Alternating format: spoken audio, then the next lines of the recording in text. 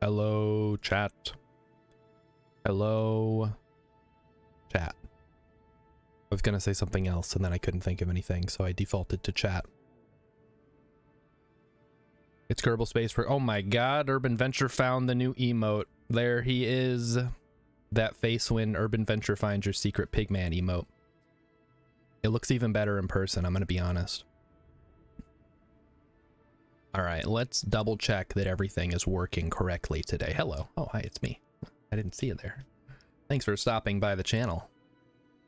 My name's StarShard0, and I'm streaming some Kerbal Space Program tonight. Which, you know, if you read the title of the stream, you would know that already. So, Urban, you're liking it, huh?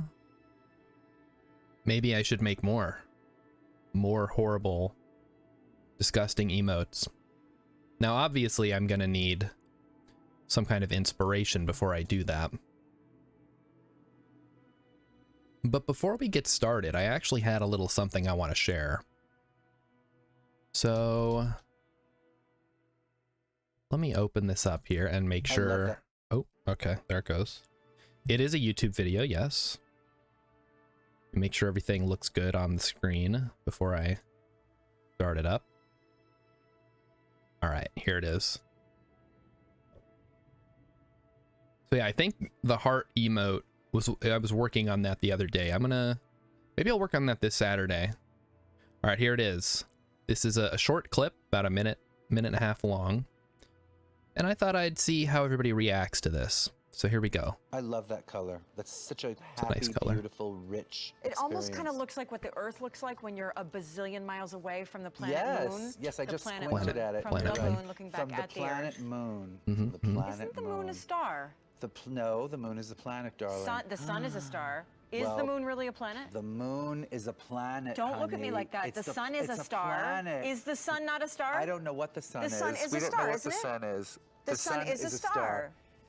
The Moon is not The a planet. Moon I is knew a it. planet. I knew it. You were Excuse trying me? to take me No. down that road. Wait, the Moon is not a excuse me, planet. Chunky, if you're listening to This me, is you have to Rose Google Yeah, Chunky. the Moon. Someone, I can okay? guarantee you someone's Googling right now. The Because Moon I is knew such it was a not planet. a planet. I can't even the Moon stand is it. not a planet. What else is it if it's not a planet? It is not. I believe it's a star or something. It's it is not a moon. Oh, boy. It's a Didn't you do moon. that thing in grade school where you had to name the planets and there was Uranus and there was Saturn Uranus, and the one with the Saturn. rings and The one with the rings, Earth of course. The Moon is never in there, dude. It's not a planet. All right, here, look. This is key lime. I don't know. I I don't feel know like what it is sometimes, besides though, what is I it, am baseball or educated. something? He just keeps exposed going. during the show Jeez, come on, it's a that planet. this blonde of mine could be real. Okay, it's a the Moon is satellite. what? A natural moon is a satellite, natural but things satellite. live on it. What's that that means it's a Things live planet. on it. I don't Is that know. what Google said? I don't know what No, it I don't says. like that at all. The I don't things even live know- on the moon, guys. I don't think that's right. I think they might have part of that wrong. Because the moon is definitely... Wait, is it a planet? I guess we'll never know. We just don't know. Science isn't that advanced yet. I think those were lady shirts, so you probably weren't the target audience. I think women respond well to being mansplained to, which is what the guy was going for. Although she got a little cranky about it, so maybe not. All right, nothing interesting here. So let's check back in on all our stuff. The shirt is how much? I don't know. Apparently, it looks like what the Earth looks like when you're a bazillion miles away, though. Okay, so the Eve Miner is here, around Gilly. And the Gilly Lander is here around Gilly. So let's head over to the Eve Miner. We're gonna land that thing down. Were they selling tickets to the moon and not the shirt? I don't know. It's a home shopping network. They sell all kinds of stuff.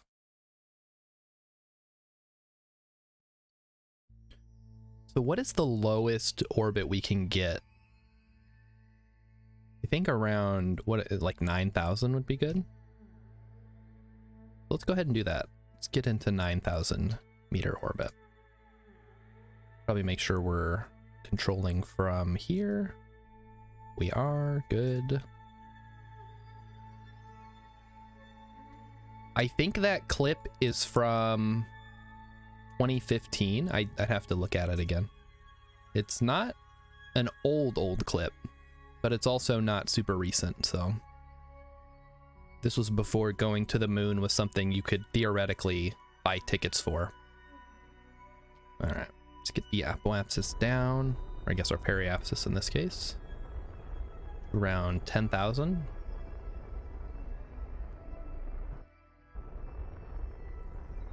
There we go. Nice. And I believe, yeah, so there's the Gilly lander, which at this point is now the Eve return vehicle.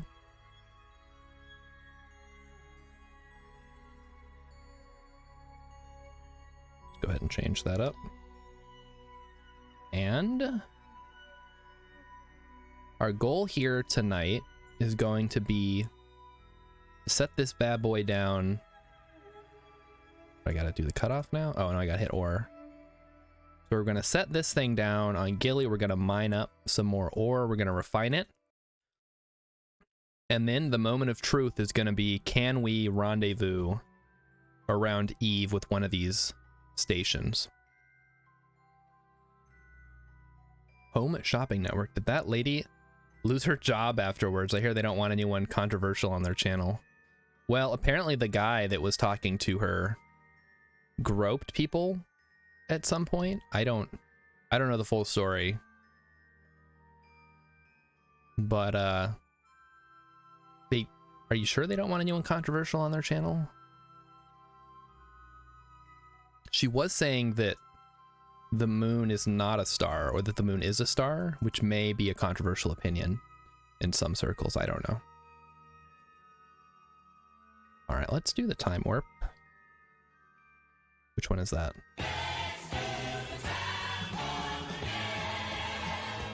There we go. Oh, I love that clip. It's so good.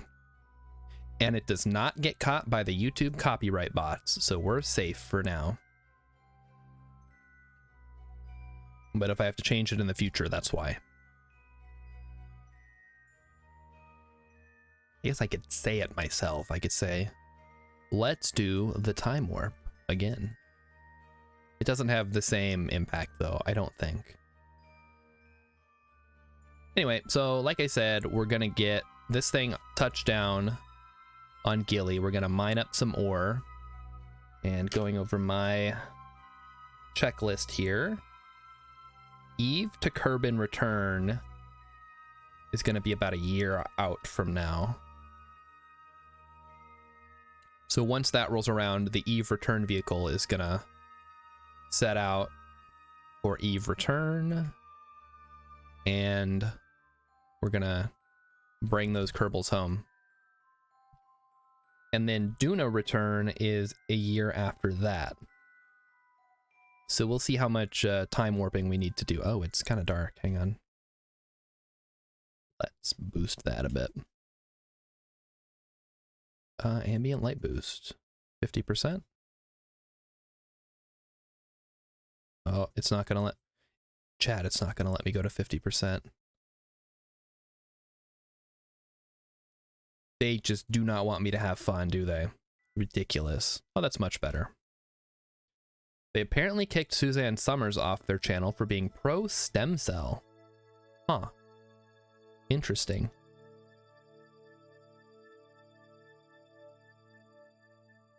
I gotta remember how to control the ship here. I just played this game on Monday, so it's not like I've had a week off and I've forgotten all the controls now.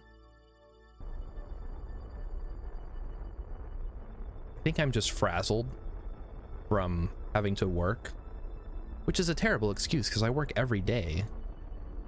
So I don't know what the deal is.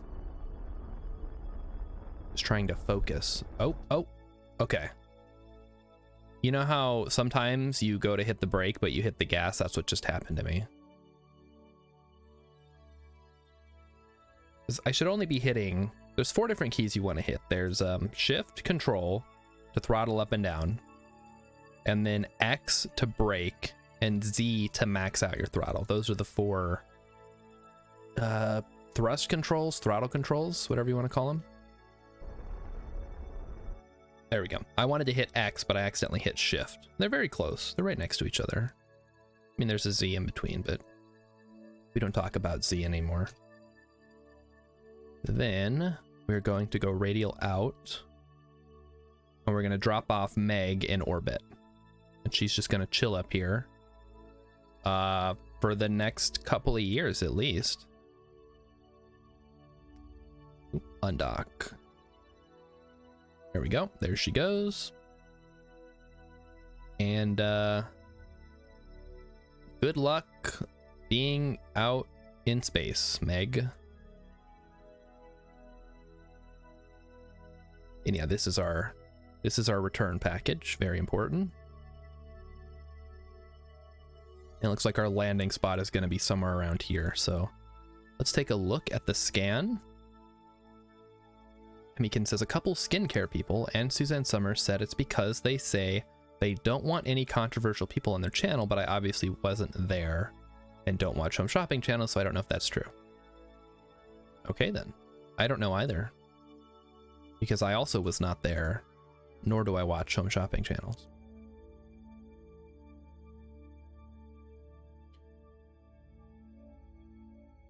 You know what? I just realized something.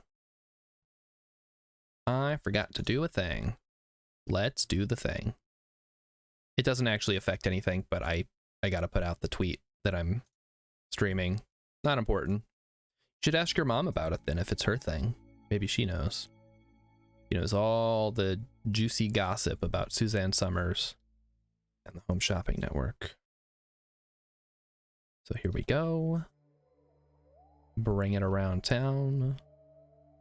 Oh, she's the one who told you. Okay, well. And she doesn't know anything else about it? What a waste. She's out here dishing up gossip and she doesn't even have the follow-up for it. Speaking of gossip, I was watching a video about Katy Perry's album Witness. This was 15 to 20 years ago. Oh, okay. And apparently the song Swish Swish was supposed to be a diss track aimed at Taylor Swift as kind of a comeback to Taylor Swift's Bad Blood, which I guess was about those two, Katy Perry and Taylor Swift. I guess I don't know what their beef was, but obviously Taylor Swift won. Anyway, it's not a very good song, and the music video is also not very good.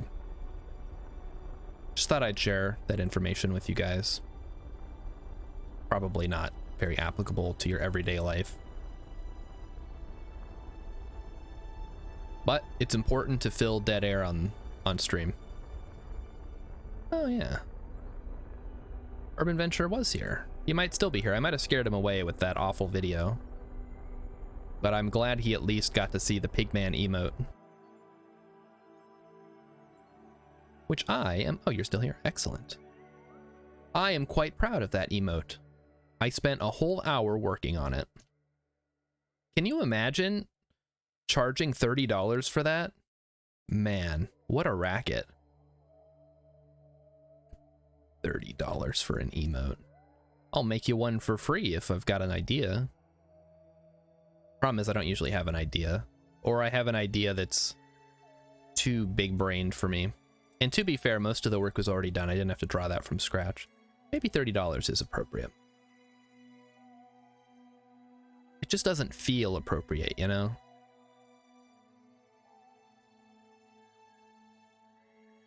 It's like when you see a painting and you're like, my kid could do that. I'm like, yeah, but your kid didn't do that, so it doesn't count. All right, we're over our target spot. Let's deploy the landing gear. And prepare to wait 20 minutes for us to touch down on Gilly, since that's how long it takes.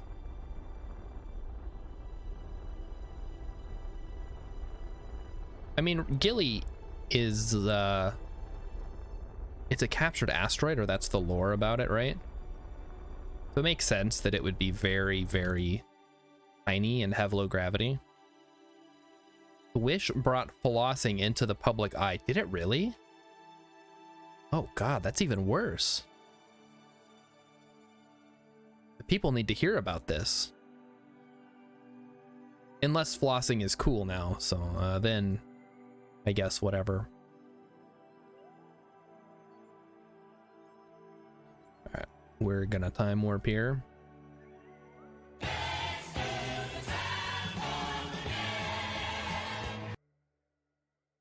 Kind of ends, just kind of cuts off there, doesn't it? Okay, here we go. We are coming in at a bit of a weird angle, admittedly. But if we land where it says we're going to land, I'll be happy with that. Oh, okay, we can no longer time warp. So we are in waiting game mode now. Excellent. All right. There was a kid doing it in some viral videos, and then Katy Perry brought her on some late night show for her performance, and the rest is history. All right. Thanks, Katy Perry, for subjecting us to that. Now, it's time for me to announce tonight's question of the night. And my question for tonight is, what is your favorite song? There's more. Wait, don't answer yet. That involves instruments joining in one at a time. So, to repeat, what is your favorite song that involves instruments joining in one at a time? I'll let you guys switch that one around in your brains for a little bit, and then just put them in the chat. I probably can't listen to them on stream for obvious reasons, but I kind of want to hear some cool songs that do that. Yeah, we have plenty of oxidizer because we just offloaded all the liquid fuel. So we'll need to get it, or oh, I guess we could start doing that now while we're waiting.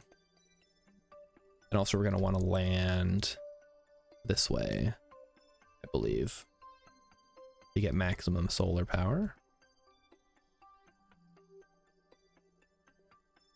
I think that's right, yeah. I mean, there's an inclination, but it's not a huge deal.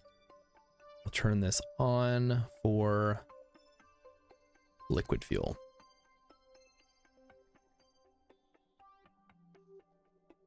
And away we go.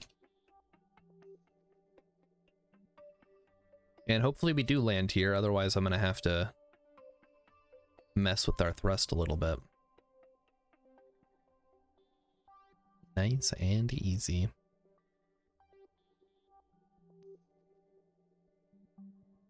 And other than that, we could talk about some other stuff.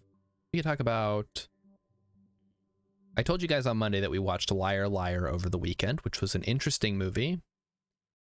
I mentioned the end scene was kind of cartoony. And then the fact that he basically suffered no real consequences from being a huge jerk his whole life, and then after one day of not lying, and most of that he was sleeping, or part of it he was sleeping, so it didn't really matter. Now his whole life has changed. I guess it's sort of the Freaky Friday plot. Like, oh, if this one thing happens, now your whole life is different because you see things from a different perspective. I don't think most people are like that. Although this is a supernatural plot device, so maybe it makes sense. I'm trying to think of other examples. That Big is kind of like that. Kid becomes an adult for a week or so.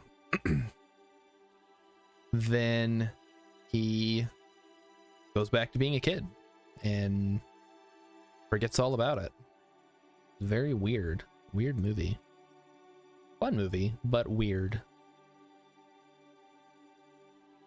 Maybe that was just the style of the time. And what are some more recent examples? Happy Death Day is like that.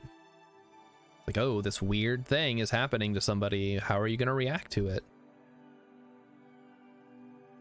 Granted, that was a plot established in Groundhog Day. What else? What else? I have a hard time thinking of movies because I don't watch very many. Jumanji, Welcome to the Jungle. Yeah, that's a supernatural thing. But again, that's a continuation of the Jumanji movies, however loosely, from the 90s again.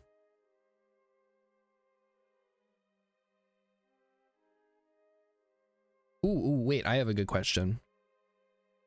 Does anyone know the last movie that was #1 at the box office that was not a sequel, remake, or adaptation?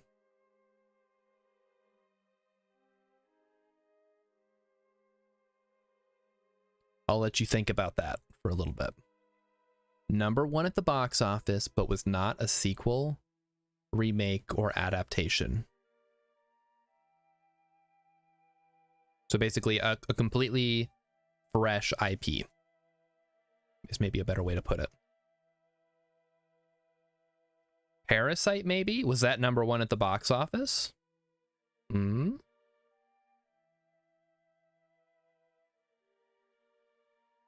It won an Oscar, sure. It won 2 Oscars.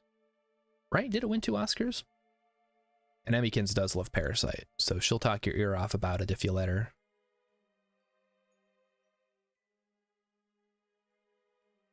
Is this going to be a flat enough site? It looks like it, but it also doesn't really look like it, does it? I think we might have to go over a bit. Let's scooch our way over a bit.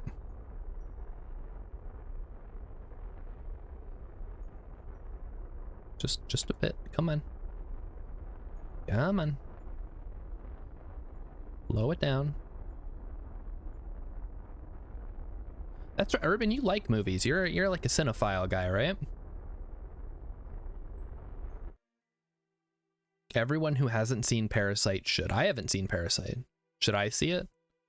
I heard it was scary. I don't like scary movies. They're too scary for me. I don't like violence or action. That's not true. I like some action. I don't like action for the sake of action, I guess, is my thing. It's not really scary. All right.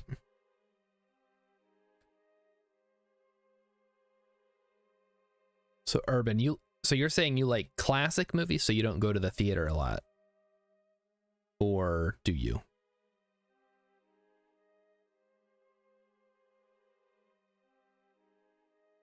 You know what movie I saw that was a bit odd and creepy at times? The Boy.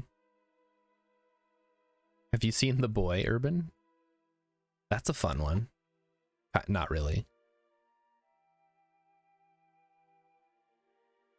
But was that the last horror-ish movie that I saw? I don't think so. But I can't think of what the other one would have been. I don't know if I saw that before or after the Halloween remake. It must have been before.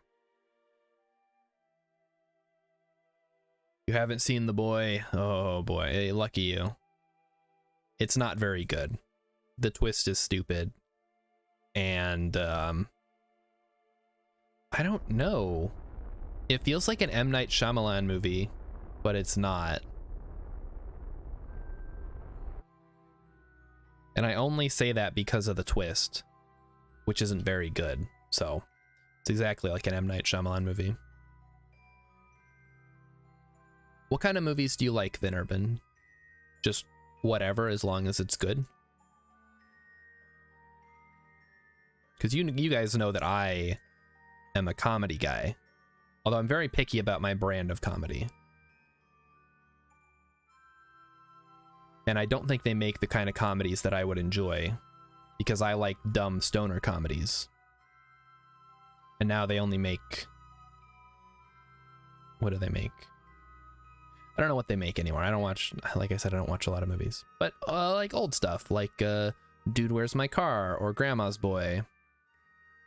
Or... I guess Dumb and Dumber, but I haven't seen Dumb and Dumber. Yeah, don't ask me about movies. I don't know. I have no idea. You like art house or cult movies? So like Giallo and stuff? Like creepy, weird, What's the one I'm thinking of? Suspiria. You like Suspiria? The remake or the original? Art house movies, huh? So I have to assume that you watch Red Letter Media. You like, oh, Urban likes Suspiria. Okay, there we go. We've got him pegged, guys. We know what he likes. He likes weird Italian sex pervert movies.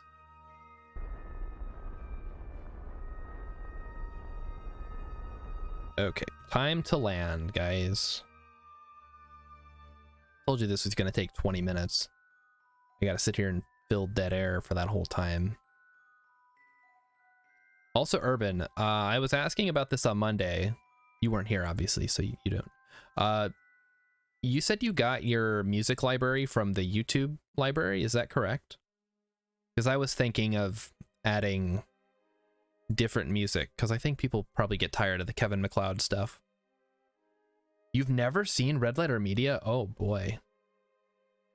Well, there you go. There's your homework for this weekend. Or whenever. They watch all kinds of movies, really. They really love cinema. I would compare them to like MST3K, which for some reason I'm blanking on what the Mystery Science Theater. Yeah, there you go. So I'd compare it to that a little bit, but they sit down and have roundtable discussions about the movies. And yeah, Best of the Worst is going to be the one that you would probably enjoy because they watch a lot of really old, really bad movies. But they have a lot of insightful things to say, which I find fascinating, even if I'll never watch these movies in question. I wonder where we're at now. This has to be the lowlands, right? Looks pretty low to me. That's a nice landing site over there, too.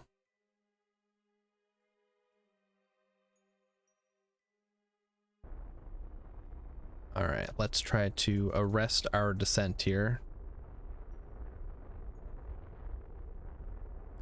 And I did it. Oh, radial out. That's what we want. You recognize the host, so maybe you've seen some clips. Probably they're... I've heard them described as your favorite YouTubers. So you might have seen them brought up in other things if you watch other YouTube stuff or see clips of things.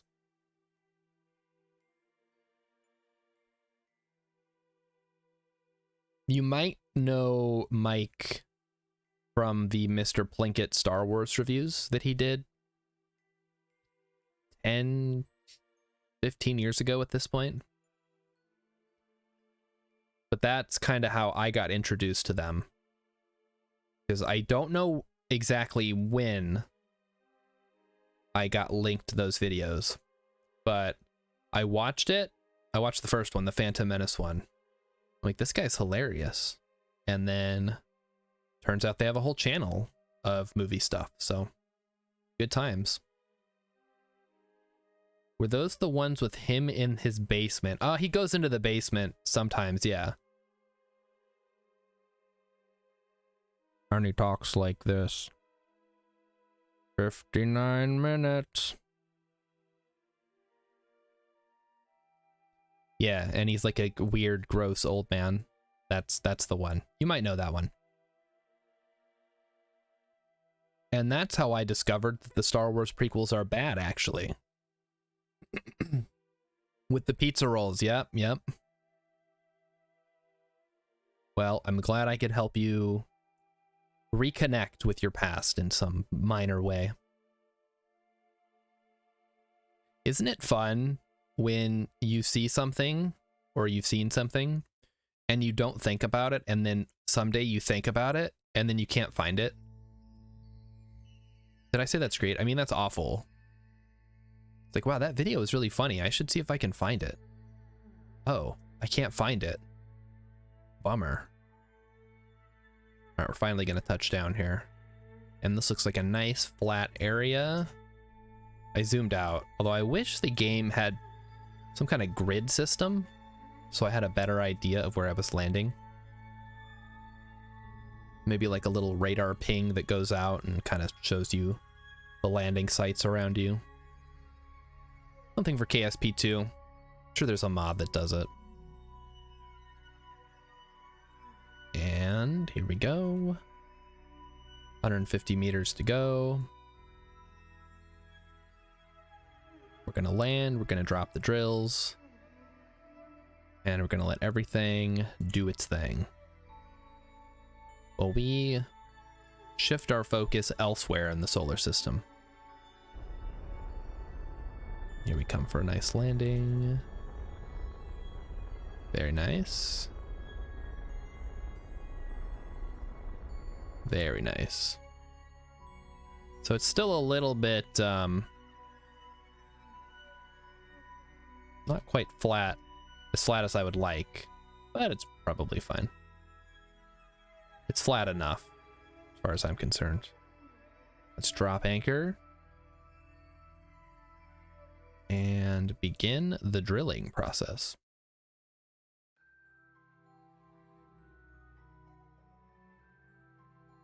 Beautiful. So there we go. That's true, they did just do one a couple months ago ranking the John Carpenter movies. Which is how I found out that John Carpenter did more than 4 movies that I knew of. Halloween, The Thing. Apparently he did Big Trouble in Little China and the Escape From movies. Have they made a remake of Escape from LA or Escape from New York? That seems like it'd be ripe for a remake. And Emmykins is mentioning here that Rich said that Halloween, what place did he put it in? He put it ahead of a bunch of really bad movies. And Jay called him out for it. That sounds about right. All right, recover, blah, blah, blah, build satellite. Repair Gigantor XL. Oh, that's a repair. No, we're not going to do that one. All right, let's check our current missions. Plant flag on Ike, science data from surface of Gilly. Oh, we can do that. Do that right now. And then the blueberries. Yeah, Zeldred will be coming home shortly, so keep an eye on that one. Don't give the studios more sequel ideas. Oh, come on, it's fine. They're only going to make the bad ones. What are they're working on Jurassic World 3 now? Wait, this isn't where I wanted to be. Hold up. I wanted to go to the miner.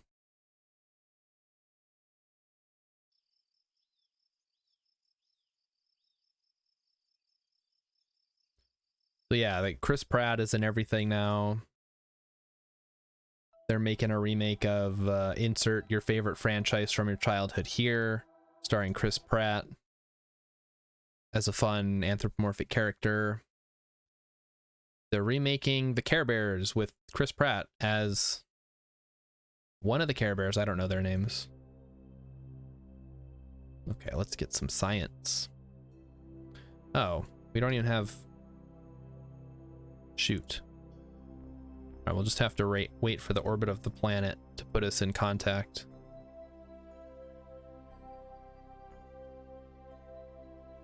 So yeah, once we link up with one of the relays down around Eve, we should be able to send that information back to Kerbal. There's got to be movies that could be helped with a remake, right? Like, there's plenty of bad movies out there that could use a remake. Bad movies with good ideas for movies that were poorly executed at the time that they could remake now. But I guess that defeats the purpose of a remake, which is this is a thing you love and we're just going to do it again. So you'll love it and you'll come see it and you'll spend lots of money, which is what they really want. Does this thing have an antenna on it? It does, but it's not extended. There we go. All right, crew report. Transmit that data. And there you have it. 95,000 for absolutely nothing. Back to the Space Center.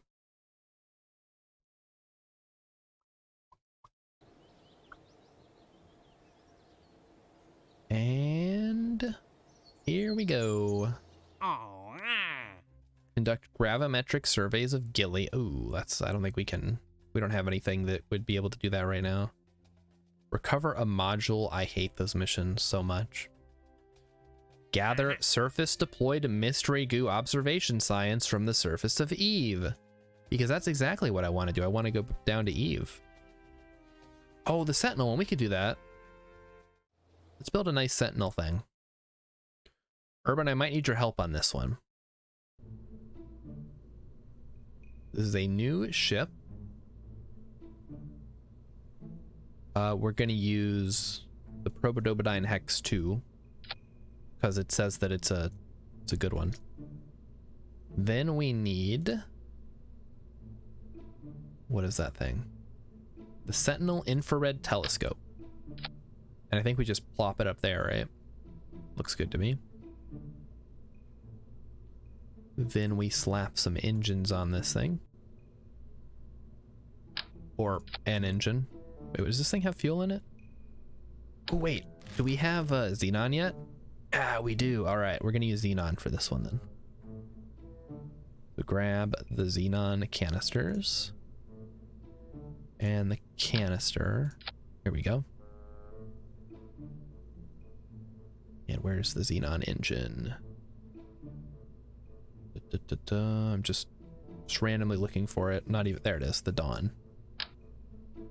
Oh my. Is that gonna work? Oh boy. Kind of tiny. What's the the thrust is 0.05 kilonewtons if we're on Kerbal. Let's try it in a vacuum. Oh, holy moly. That's not bad at all. That'll get you where you need to go fast. Your only failed contract is recovering a module. Yeah, I don't even bother with those ones. They're such a pain in the butt. Okay, so this looks like it'll be good. And then we need a communications thing. So we'll just use a relay antenna, I think. Should be good. Yeah, I like it. But my only concern is it going to be off balance? Which, if it is, not by much. So we should just be able to handle that. What's the built-in power? 1,000? Oh yeah, that's plenty.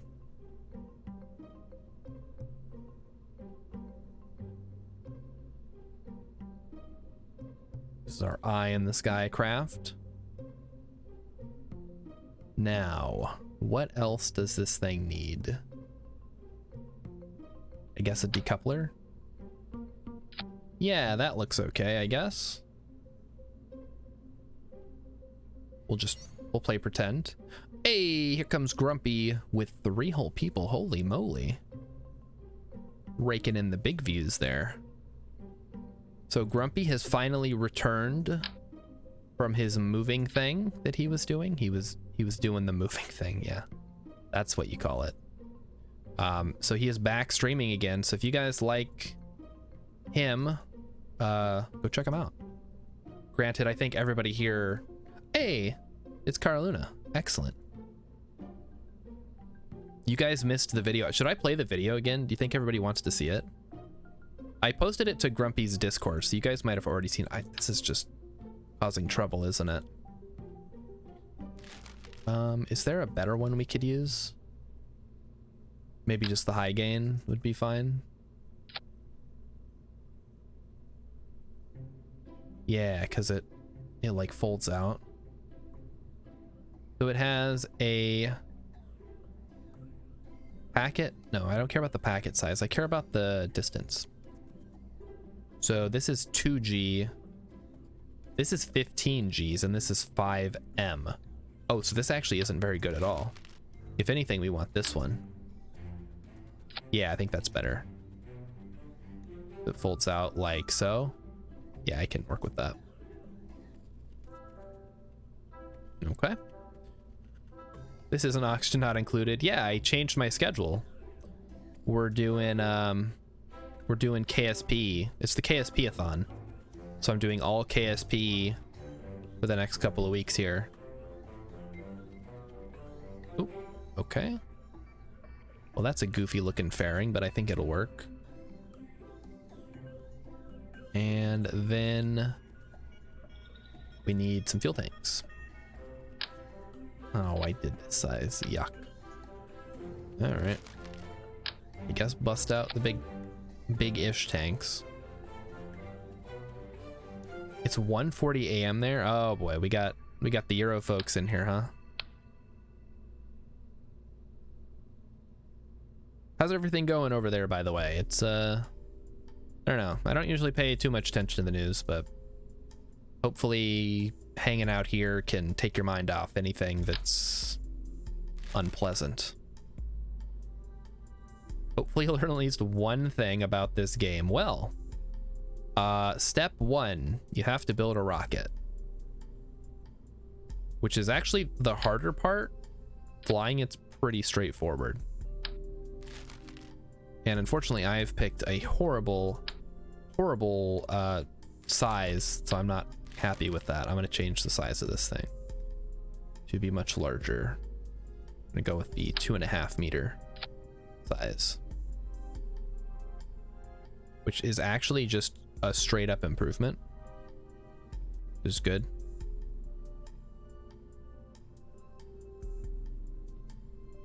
Okay, wait a minute.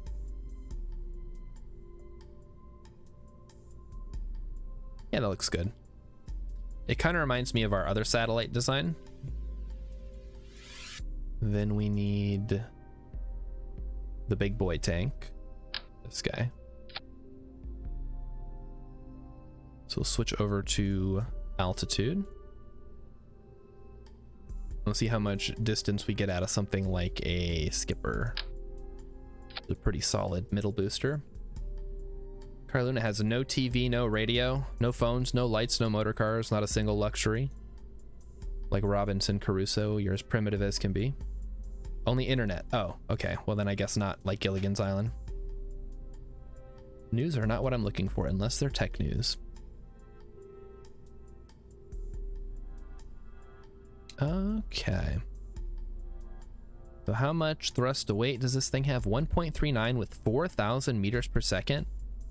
I'm pretty sure this thing can get us where we need to go. Just all on its own.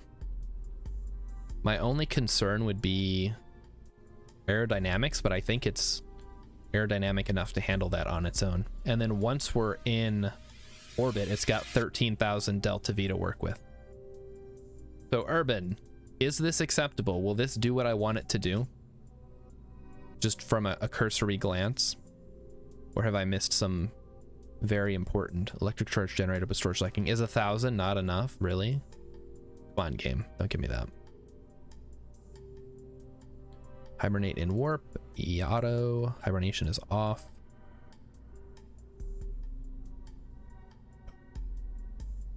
Anyway, so yeah, it's the KSP-a-thon for a couple of weeks, and then we'll decide where to go from there. Because I think we were talking about this before you moved, Grumpy, last week. Is it better to stream one game to build an audience, or to stream mini games, and maybe with the variety you bring in different people? Unfortunately, I don't think there's one real answer, so I'm going to try both. Oh yeah, it should be able to detect objects, but will it get to solar orbit? I feel like it should. Screw it, we'll just launch it anyway. Make sure it's controllable. It is. Yeah, we should be good.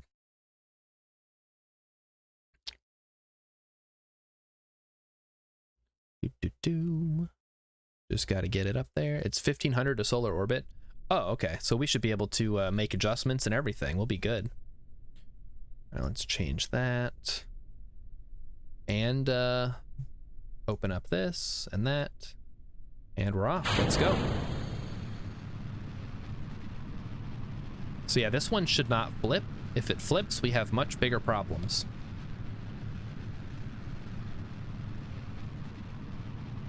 I mean, I guess it doesn't really matter. I've recovered from flips before. You guys saw that on Monday. If you were here, I launched yet another thing into orbit and managed to... What did I launch? Oh, it was the base, the new Minmus base. What I launched. Here we go. The Yeet Shield. I still haven't done anything with the mushroom heat shields yet. I need to get around to that at some point.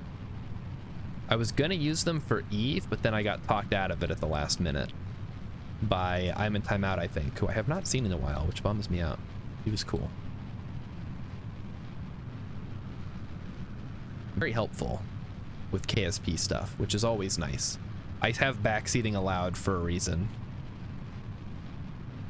I don't play games individually enough to be an expert in any of them, so any help is appreciated. Reverse controls again? Oh god, don't remind me. That was a disaster. They're great for arrow braking because they don't ablate. True, but don't they also create a huge amount of drag that you have to counteract with the other side of your craft? Or I guess just a lot of reaction wheels or Verners or something. I think we can mostly go horizontal now.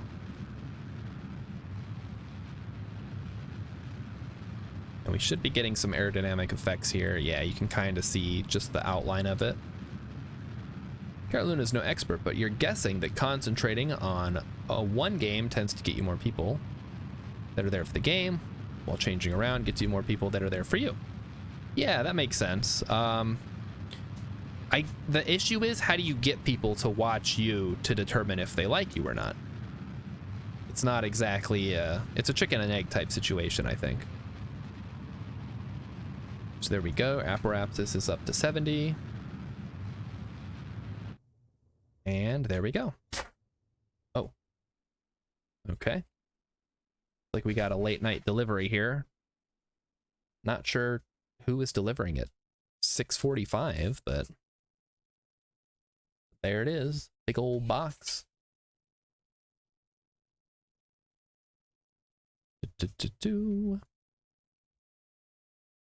So if you guys have any ideas for how I can get more folks in here, let me know. Because there are some games that I want to play that require audience participation. So in order to play them, I would need an audience. You know, so a little bit selfish on my part, but that's what I'm here for. I think we can ditch the fairing. Let's go ahead and do that. And then once we're fully out of the atmosphere, we can extend out the solar panels. And there he goes to lurk and make dinner. Whiting is on the docket. What is he making? And the best thing that Urban has found is telling a story, something simple like, I'm going to be doing this thing that is clearly defined and will result in a win or loss. Yeah, I'm going to launch this rocket and I'm going to put it in solar orbit and it's going to take pictures of comets or asteroids or whatever. Whiting fish. Oh. You know, what I had for dinner, and you guys are going to get a kick out of this, or maybe you won't, was chicken parmesan, homemade, really good. I ate the whole thing, except some of the pasta, because I'm not really a big pasta fan. I know, fake Italian, yeah. But that's my secret, I'm not Italian.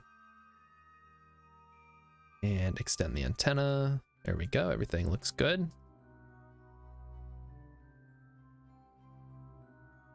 And then I believe we can probably just get going here. Because this thing just needs to get us into orbit, which we're already way overkill for.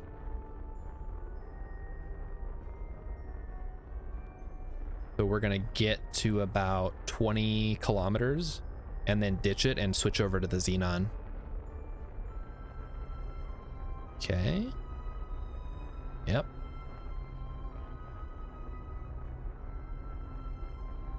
Yep. Mm-hmm. So there we go. And we're gonna go ahead and disengage here. And let's go Xenon. Yippee! It's very low thrust to weight. 0.10, which is basically nothing. But it has a ton of delta V. And if you don't know what delta V is, delta stands for change, V stands for velocity. So in the case of rocketry, at least, having delta V, and there's a whole calculation that goes into this, it's essentially how far you can go, or how much you can change your velocity in one way or the other. In my case, I need to increase my velocity to increase the size of my orbit. And again, I'm not an astrophysicist or a rocket scientist or anything like that. I just know what happens in the game. But as far as orbital mechanics go, when you are increasing your velocity forward along your orbit, you're going to make the far side of your orbit go up more, or increase the altitude of that. And there's some other stuff you can do. You can like burn out this way, or burn in this way, or burn retrograde if you want to kind of decrease your orbit. And then you can burn normal or anti-normal to change the inclination one way or the other. The burn to solar is going to be around 5 minutes with this. Well, we better get started then, shouldn't we? So where do we need it? Reach the designated orbit around the sun. I'm sure I can kill 5 minutes with, wait, where's the designated orbit?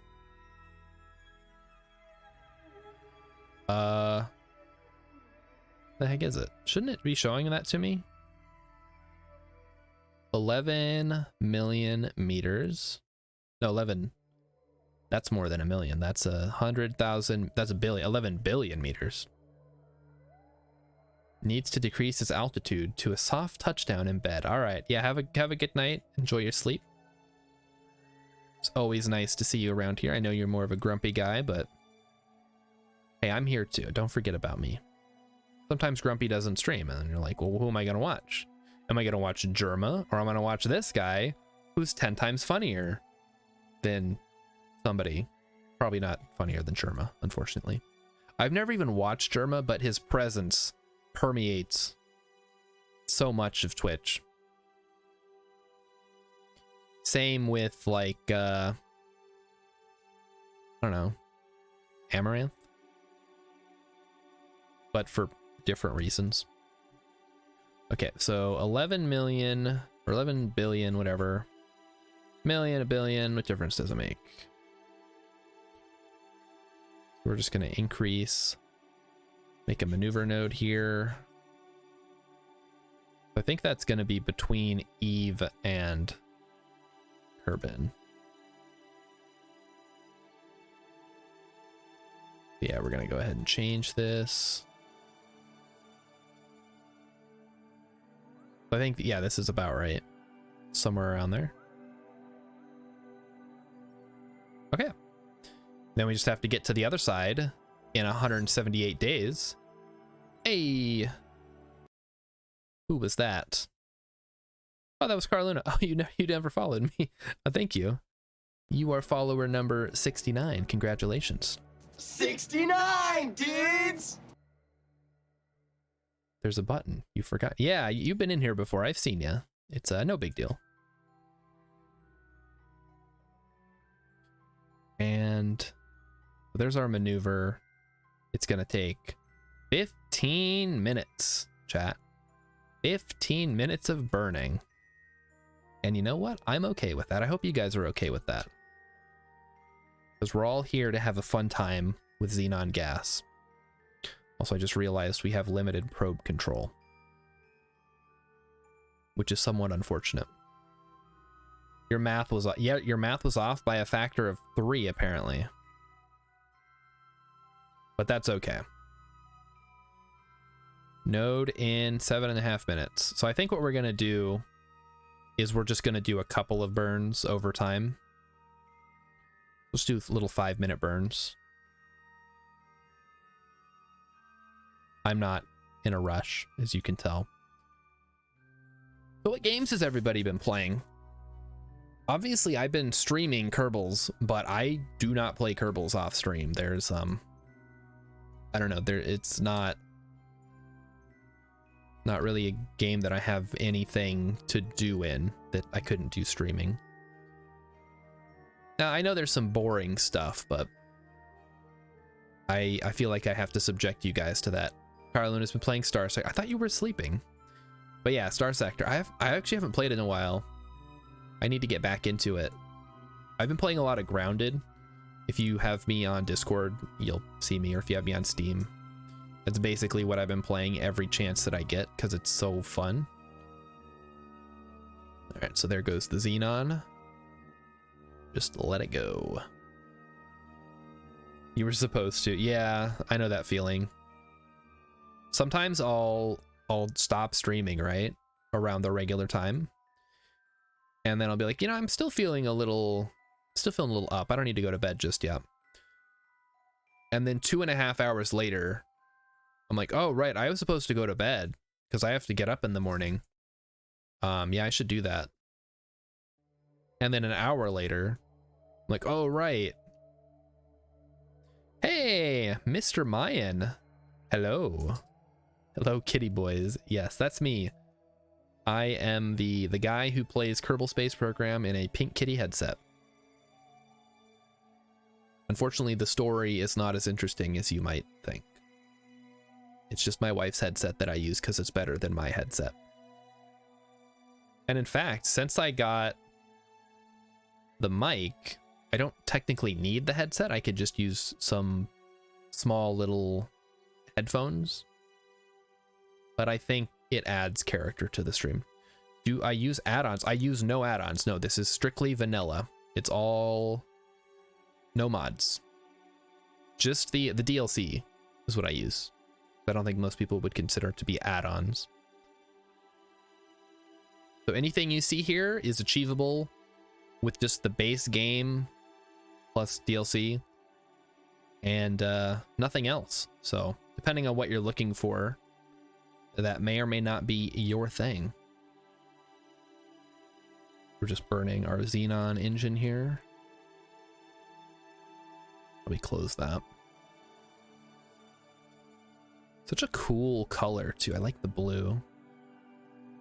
And this is based on a real technology, right, Urban? Do you know anything about it? The Xenon engines? Because from what I understand, just like my rudimentary knowledge of spaceflight, it uses power. The reason that it uses power is because it uses magnets to propel xenon gas or xenon particles in the same way that the combustion reaction of a rocket engine works. Okay, Urban only knows a little bit about it too. So yeah, that's all that I know about it. It uses magnets, which is another sound clip I guess I could get. The Insane Clown Posse. Magnets, how do they work? You're just a newbie. Oh, okay, yeah, feel free if you have any questions. We have a couple other Kerbal players in the chat. And like I said, I'm playing no mod, so anything you see here can be done in your own game. Are you playing on PC or on console? Is probably my first question then. If you are going to ask any questions though. Because it's pretty much the same, but I don't know the controls for console. Let's open up that orbit. It's getting there. Obviously, it's going to take a while. You're playing on PC, perfect. I can help you with that then. No problem. It's like we're out of comm range again. Surprised we don't have a connection to KSC, considering where we are.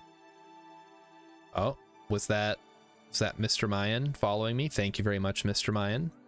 You are follower number 69. Congratulations. 69, dudes!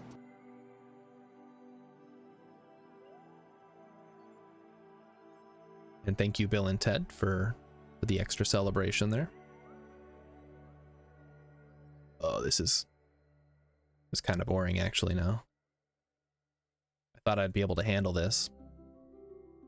Yeah, we can turn that off now. We know at our periapsis we need to keep burning. But once we get through this part, there's really nothing else we need to do, right?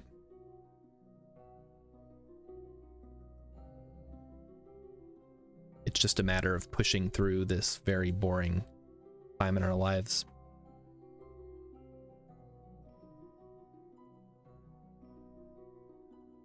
All right, so I think at this point we can probably maybe warp around. I don't know. I don't want the periapsis to change too much because I'll get confused. All right, let's cut it off, and we'll whip back around for another burn. I gotta risk the physics warp. Oh, but you, Urban, you know I don't trust physics warp. Not after the accident or the incident. One of the two.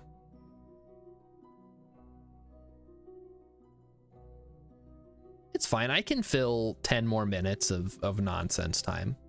Considering how long you spend in development mode, I think 10 minutes burning a Xenon engine is very small potatoes. Why do I have limited probe control? I guess because I'm in... What? Okay, there we go.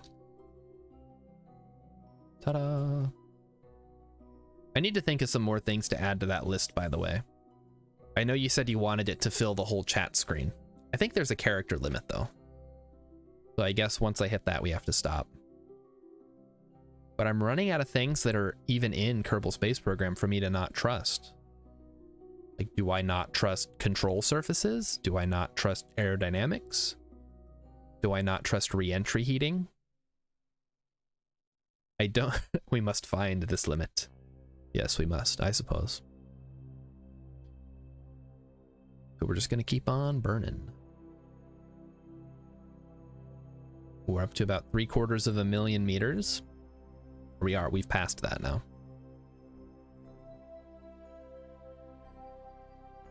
So what else can we do? Oh, did anybody think of a song that matches my criteria yet? A refresher for everybody who wasn't here at the start of the stream. I am looking for songs that have it where it's one instrument. It starts with one instrument and then the next instrument joins in and so on. So if you know any songs that are like that, you can put a YouTube link in the chat or whatever, and I'll check those out after stream, because I don't know, I heard a song that had that in it today and it sounded cool and I want more. It can be rock or pop or whatever, just one instrument leading into 2, into 3, into 4, whatever. Am I talking about cannons? No? We're talking about ion engines. This is an electric, a xenon ion propulsion engine, which is kind of like an ion cannon, I guess, except it doesn't shoot anything except this cool blue gas particle thing. It is cool though. Look at that. Really makes you want to stand behind it and see what happens. Okay, we're up past 1 million now, which is great. So we're definitely getting cannon. Oh. No? Is that what that's called?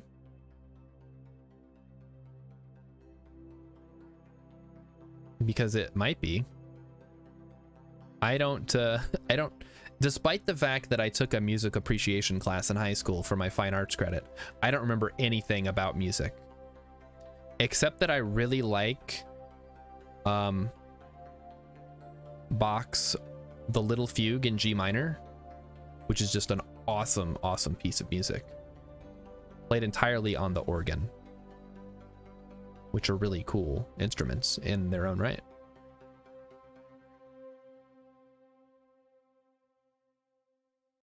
And Grumpy, you should know by now, the only canon we talk about around here is the Star Wars canon. And my favorite character, Dexter Jetster, who we did not get on Bang, Marry, Kill last night, I should point out. Despite the fact that I re-rolled at least a dozen times. There's no Dexter Jetster to be found, just Padme and Anakin and Shmi.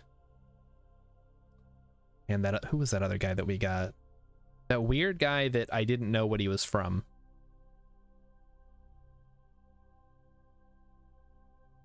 We also got an alien. Ooh, Mr. Mayan's got one. All right, I'll check that out after stream. Time to time warp.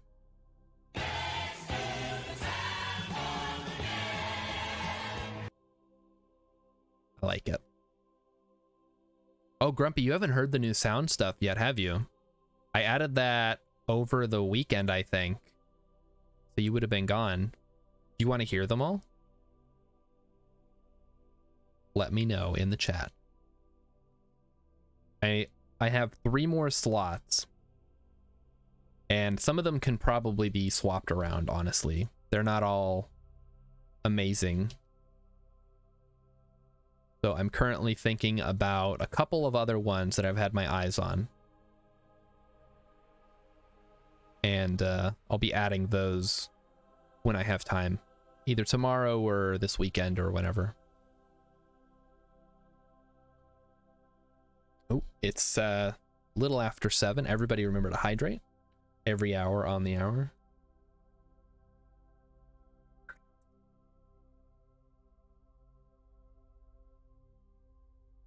Ugh. It's dry here. I gotta remember to drink more.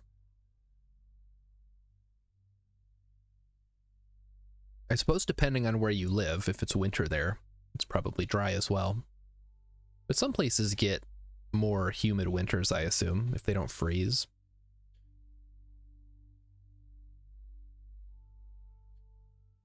Like, Grumpy, you said you live in the hot and humid swamplands, right? I actually don't remember if you said where you live. So I won't pretend to know. Alright, so here is our periapsis. We're still burning. Guess we'll keep an eye on our apoapsis. It's getting up there. Hopefully the mud doesn't get in the way. That's no good.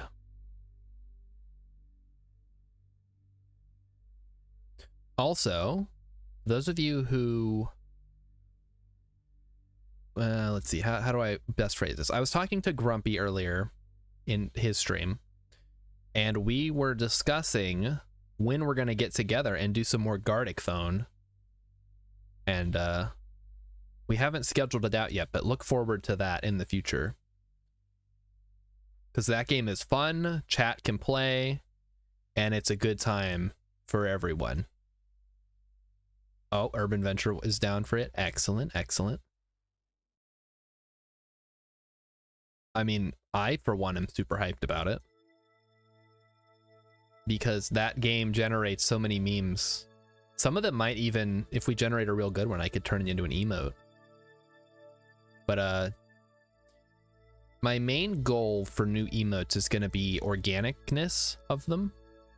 I only want free range, farm raised, organic, gluten free, GMO free, caffeine free, all natural emotes for the channel. Like that pig, which I guess kinda, since I suggested that website, wasn't totally organic, but close enough. It's based on a meme that was born in the channel. And Emmykins would play too, even though she's got to play on the laptop, which sucks for drawing. But, you know, you gotta make do. I think you can also play on your phone, which might actually be easier. Depending on how good of a phone you have.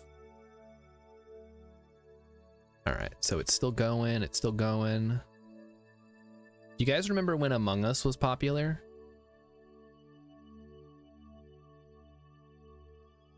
I assume you do, because I think it's still pretty popular. I wouldn't ever suggest playing Among Us on stream, so I won't. But maybe a game like Among Us might be fun to play. I don't know any off the top of my head.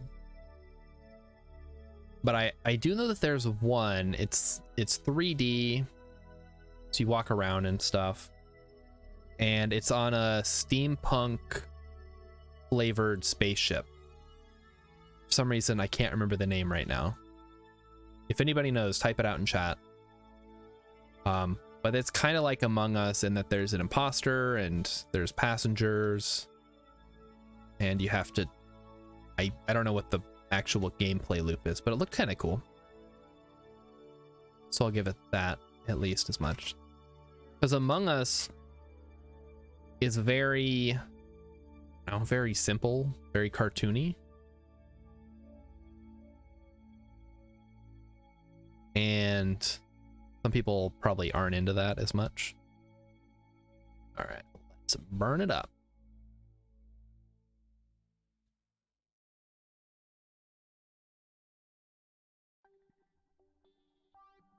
All right, so how many loops have we done for this? I feel like it's been a while. We're getting there though. Eventually this will extend all the way out to here. Is it steampunk or art deco? Oh, it's art deco. Yeah, it's called Crewmates. Okay, I thought it, for some reason I feel like there was the word first class in the title, but I don't know. Like I said, I can't remember the name. It was a while ago that somebody told me about it. Have you guys ever had this happen where your friends tell you to get a game so you can play together, and then you get the game and then they don't want to play it? Or has that only happened to me?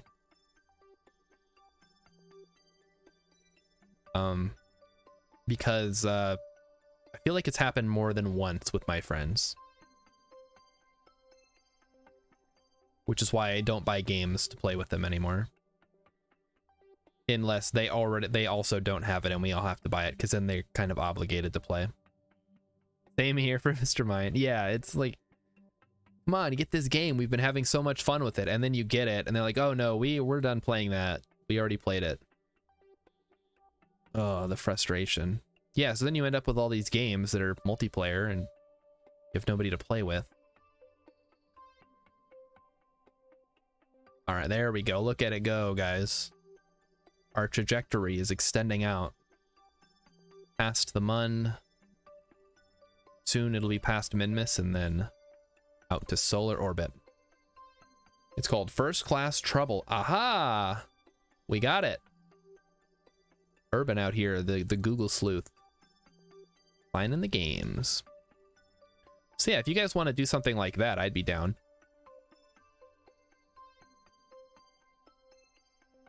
But there are a ton of games we could play together on stream that aren't super, I don't know, I feel like there's some games that are obnoxious to play together on stream, and then others that are a little more lightweight. Like last night, me and Alien were playing Monster Prom, which is a hilarious game, by the way, if you haven't played it, and it's got good multiplayer. It actually kind of reminds me of a board game, the way that the way turns are split, and the worker placement style, which class you go to, or it's not class, but which part of the school you visit at certain times each day. Anyway, for those of you, spoiler alert, I did not get a date to the Monster Prom. I got rejected.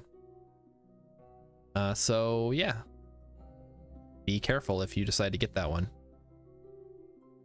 11.7, so we're trying to get to 11.5, I believe. And I don't think we're going to be able to see our orbit until we're actually in solar orbit. So let's go ahead, set an alarm for about 10 seconds. And now you guys know what's coming, right? Yeah, that's Emmykins was playing it today while I was at work. So if you saw me playing a game on Steam or on Discord, that was actually her playing. Right now, you're only meeting from in-game people. Not even ask anything to your friends. Oh yeah, I see what you mean. I've done that before too. I'm like, you know what? Forget it. I'll just go on the games forum or whatever and find a group to play with. All right, here we go.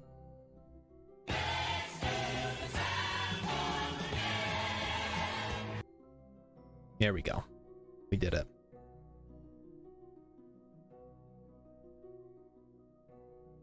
And Grumpy, you never responded if you wanted to hear the new sound alerts. They're not really sound alerts because they're not alerts, but the new sound board, I guess.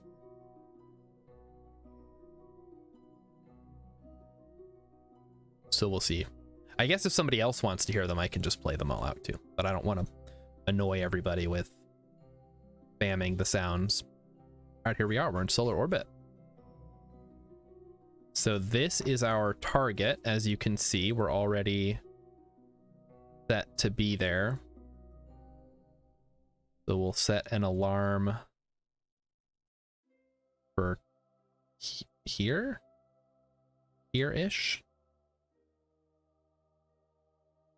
I think so, yeah. And that'll be, we'll say give it like 20 minutes. All right, there we go. Let's head back to the KSC and see what's up.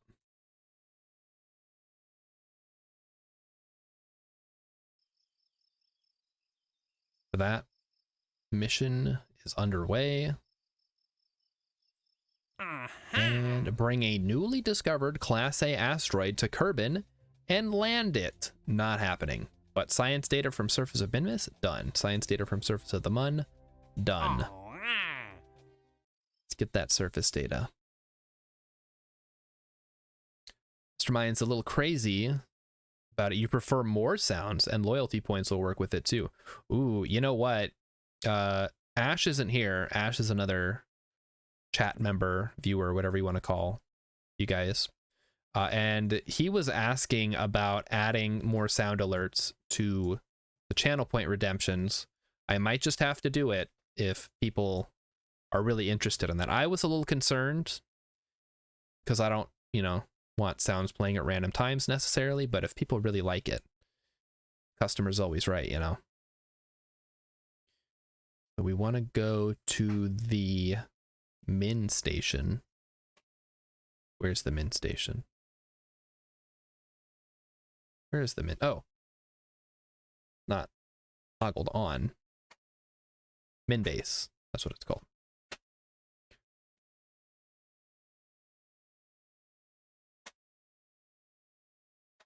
Can you guys hear that? Okay, well, it stopped now. I think there was some bubble wrap being popped. All right, crew report. Transmit data. And there we go. How's the science coming along? 61 so far. All right. So that is complete. For 40 grand, I don't mind it.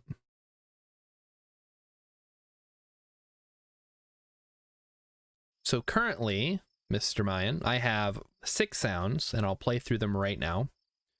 So number 1, we have Excellent! from Bill and Ted. 69, dudes! Also from Bill and Ted. Bogus.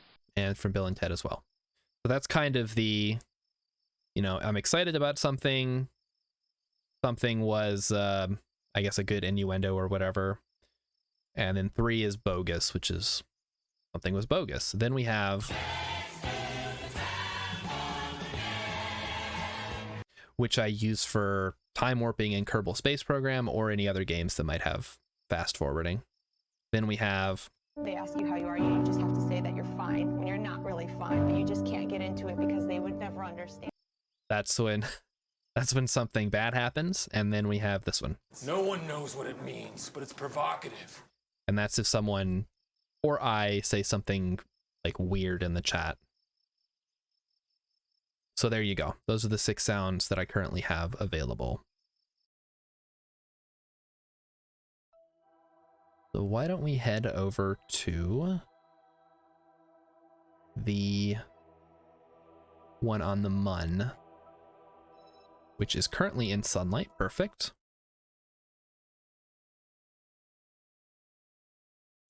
And oh, there's some other stuff that I want to do too. If and I'll have to look up how to set this up, but especially for that Katy Perry sound, which is the sad one, I would like to Okay, I cannot transmit science from here. So this is useless to me now.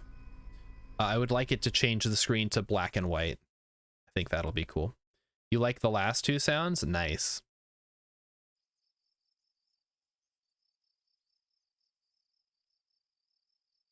And we did look at some other ones last night at the end of the stream that I haven't uploaded yet. So once I get those going, be able to show it off. Okay, so this is fully upgraded. This is fully upgraded.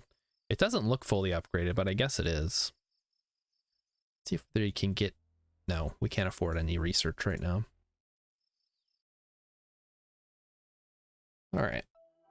So I think at this point, our best bet is to go ahead and fast forward to our thing here, because our next big maneuver isn't going to be till year 8, day 319, which is a long ways off. It's over a year away in game. This is on now. Which station should you focus on at the beginning for full upgrade? So here we can actually go back and I'll show you my general upgrade path. The main ones though are going to be getting the launch pad upgrade and then the VAB upgrade, because you probably know, but the launch pad, the first launch pad you start with has a very low weight limit. So to overcome that, you need to increase to the next level. And then the VAB, you want to get up to the next level to give you a bigger part count. You also want to get the tracking station upgraded, because that'll give you the patched conics that you're going to want if you're going to the Mun. No love for the... No, I don't... No, you know I don't like use the space plane stuff. Come on. So yeah, I would focus on these three at the start. And then at some point, you're going to need to upgrade the astronaut complex, R&D, and mission control to be able to do EVA. I think the first upgrade of the astronaut complex and R&D gives you the EVA. Mission control I upgrade just so I can have more... Oh, you also, for flight planning, for the maneuver nodes, you're also going to want to upgrade mission control. So basically these 6, these 6, can't count today. So these 6 are the ones that I focus on. I neglected the space plane hangar, administration building, and the runway, because I don't typically use the runway for anything, or the space plane hangar.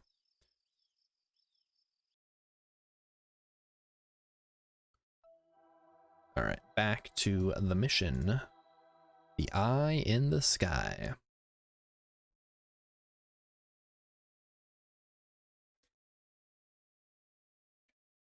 One of these days, I'm just going to have to break down and stream Grounded, because that game has been haunting my every waking hour that I'm not working or streaming.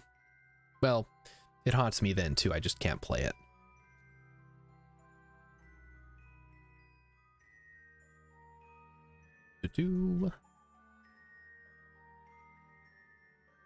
All right.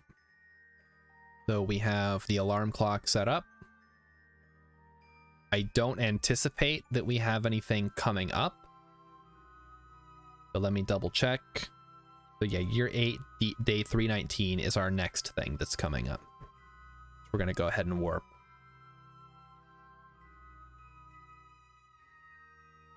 I've now mapped one of 2 suitable comments. Oh, how exciting.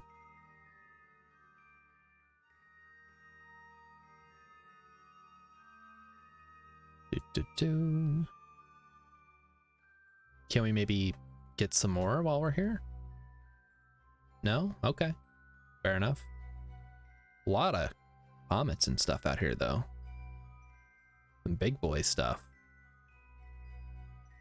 All right, so here we are. We're approaching our periapsis. We're just going to let it slow us down, and then we're going to change our orbit so that we're online with our required path there.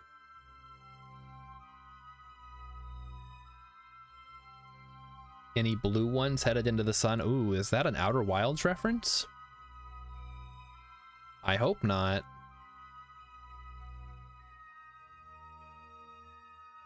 All right, we want to go, nope, retrograde here.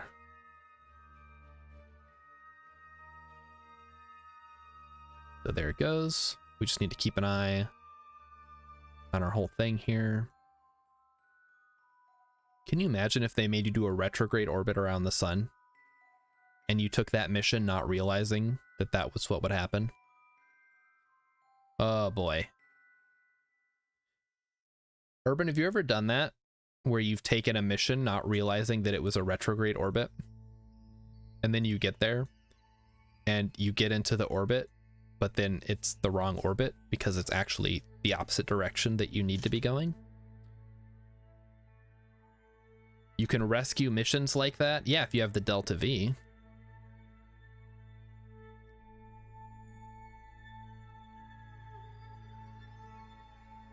It's crazy that even Xenon has a limit. I guess it has to have some kind of practical limit, right? Xenon is not infinite. You haven't since the first time you did it? Okay, yeah, that's fair. I feel like that's a mistake you only make once. You can get yeah, I've gotten rescue missions like that. You can at least, since you need to check that ahead of time, you can usually fix it. I know our Gilly rescue mission ended up being that, but it's Gilly, so it hardly affected anything. You just stop and then turn around, and it takes like 20 meters per second at Delta V. Uh-oh. We have some cat-related action going on in the living room here. If you guys posted. Sounds like he's not happy about his food being out and he's trying to bury it. But I think we've got the situation under control.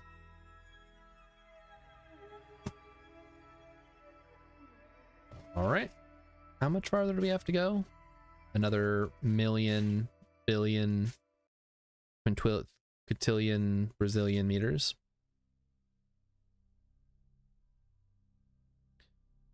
Well, I guess I gotta fill more dead air. So we can get rid of that. Is there anything close by? We got a D, a B, which is small. So okay, I guess A is the smallest, E is the largest. Or is there an elusive F out there somewhere?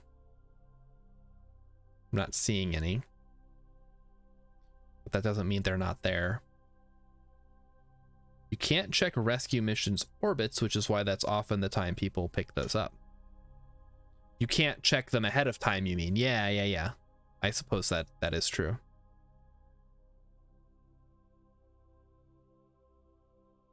But at least with those, typically if it's around Kerbin or the Mun or Minmus, you can look at it and then launch the proper way or transfer the proper way to get into that orbit.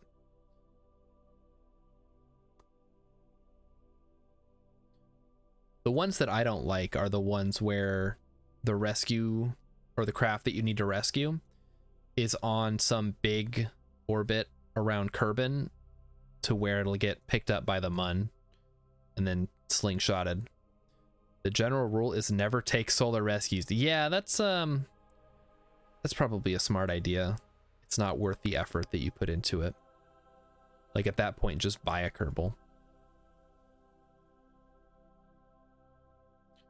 And we are still going. Oh, there. Okay. It's going to allow that. I think it's a 10% change. I'm actually going to get a little lower just to be safe. Yeah, I think it allows 10% deviation on either side. Solar rescue mission. Ooh, yikes. Those are scary. You had one like that on stream that we rushed to avoid having the Kerbal go interplanetary. Exactly, yeah. So I don't mind if it's already orbiting the Mun, but if it's about to get either yeeted out into space or crash into the surface, then no thank you.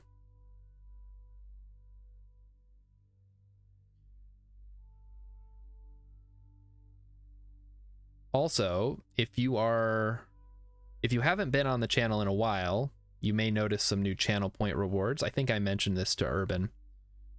The beatbox reward for 25,000 channel points, or shards as I call them, or Starbucks as others might call them. I will beatbox to a song of your choice, or I will freestyle. And I'm not actually that bad, but you'll have to find out. Gonna gamble those points. And I found out that for probably mechanical or technological reasons, my mic does not pick up the beatboxing, so I actually have to do it on my thing. Mr. Mayan, thank you very much for stopping by. Thank you for the follow. And yeah, I don't stream tomorrow, but I will be back Friday. But either way, thank you very much for stopping in. We're going to call that good. And that should now give us what we need, and we can head back to the KSC, pick up another mission. Oh, wait. Okay, we're already there. Will happen over a length of time as long as any active sentinels are near the specified orbit. They do not need to be newly launched. Thank goodness for that. Yeah. So those are now taken care of with the sentinel. So it's just going to chill out here in deep space. Hey, Grumpy's back. Grumpy, did you hear all the sound things, or do I have to play them again for everybody?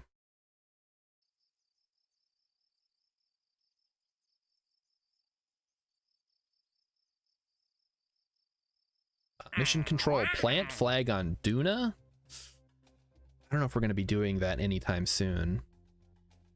Rescue Klauser from Orbit of Minmus. Yes, I will do that one, absolutely. Hopefully Klauser here is a pilot. Although, hey, look at that. We have 0 pilots available. Cool. I guess we're buying a new pilot. Or, hold on. I could send an unmanned craft to do this. You missed the sounds. All right, here they go. Excellent! Number 1. 69, dudes! Number 2. Bogus. Number 3.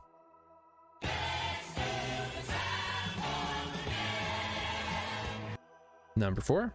They ask you how you are, you just have to say that you're fine when you're not really fine, but you just can't get into it because they would never understand. That's number 5. No one knows what it means, but it's provocative. And that's number 6. So there you go. You're now all caught up on my soundboard stuff. All right, so here is our target. This is Klauser.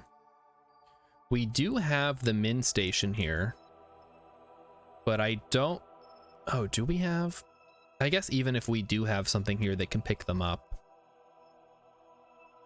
Yeah, let's take a look, actually.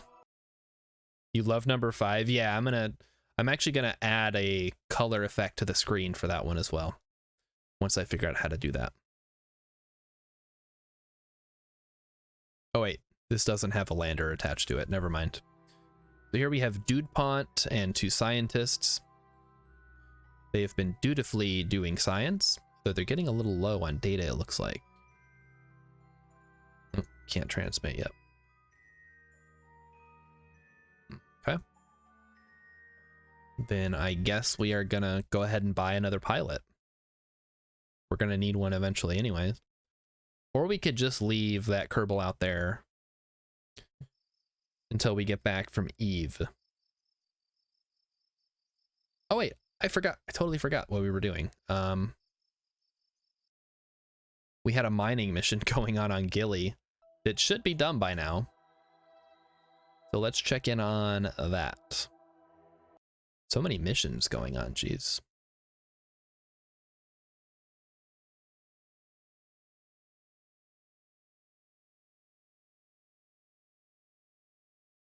Okay, there it is. All right. Don't bounce too high.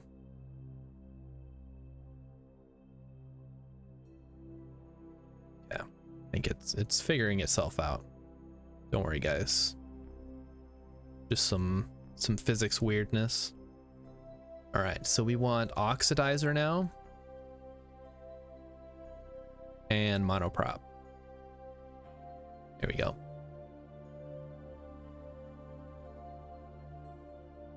So fill her up, unleaded, please. Or regular? What? I don't know. I don't live in a place where they do that, so I don't know what they would say. Stop. Monoprop. And just wrap up the oxidizer, I guess.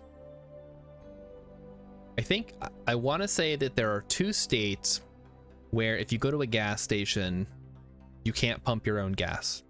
And those are Oregon and New Jersey. So if you're not from either of those states or you don't live near either of those states, you probably aren't familiar with that. But I imagine it's kind of surreal the first time you go there and you get out and you're going to pump your own gas. And some guy comes up and is like, no, we don't do that here. What do you want? Also give me a tip.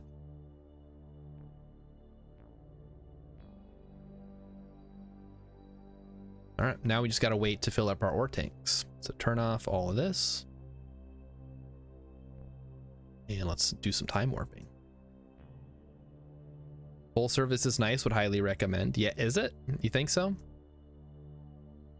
You don't like pumping your own gas?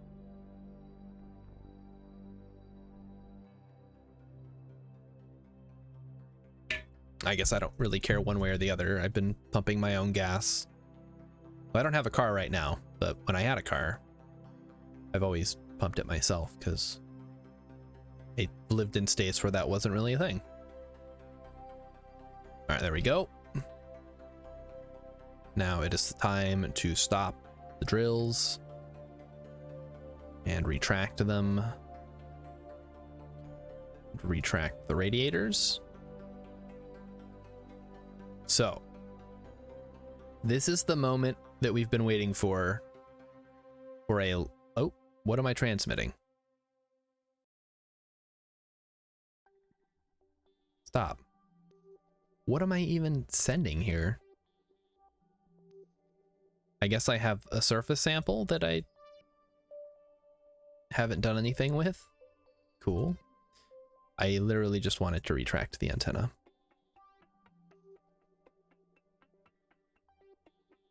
Happy Kerbals? A little bit. They look a little nervous right now, but it's probably fine. I'm not doing anything crazy. Okay, so lifting off from Gilly. Let's get oriented properly. Get eyes on our apoapsis. We don't want to go too high here. Probably just to around 9K.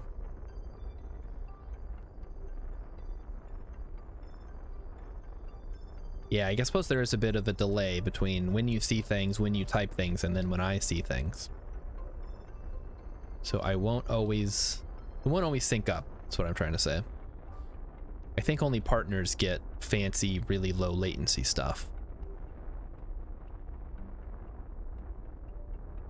All right, out to 9. There we go. Perfect. So now we're basically in orbit. Can we time warp?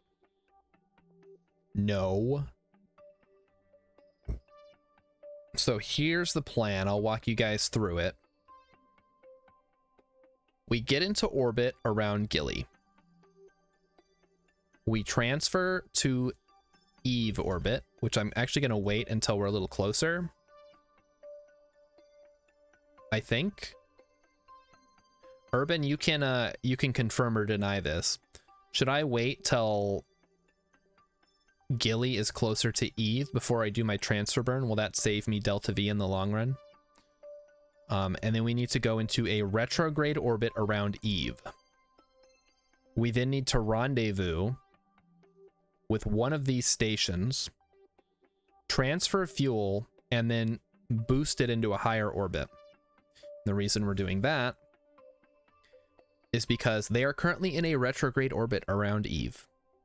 I do not want them to be in a retrograde orbit around Eve. I want them to be in a regular orbit around Eve. Imagine if you could input chat before the streamer gets to it, Minority Report style.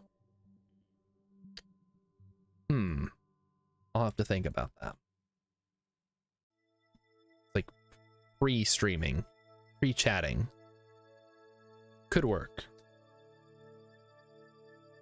If you have a fast enough connection, you can send the chat before the streamer reads it. Technically, if you're dropping down to Eve from Gilly, you want to burn at Gilly apoapsis. Oh, really?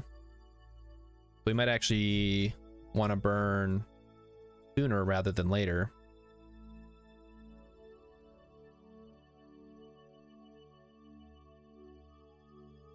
I guess my concern here is that I'm going to be going faster when I'm at my periapsis around Eve, so it'll take more delta V to circularize.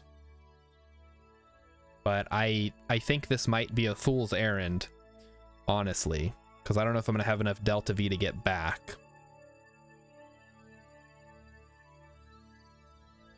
All right, well, we'll do the math. We'll do some calculations. We'll do a couple maneuvers beforehand.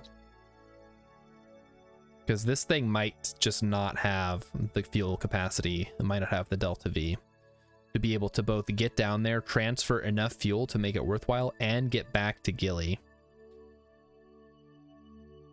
I suppose ideally we could get one of the stations back with us, and then we'd have a Gilly station.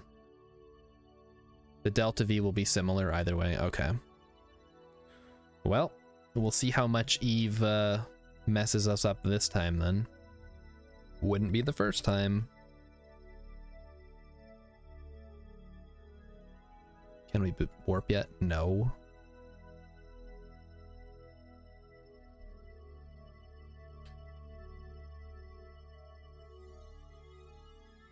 All right, let's take this opportunity then to do this. So let's say we add a maneuver here. Boom, we're done. Okay. We're up to right around there. And then Eve is down there.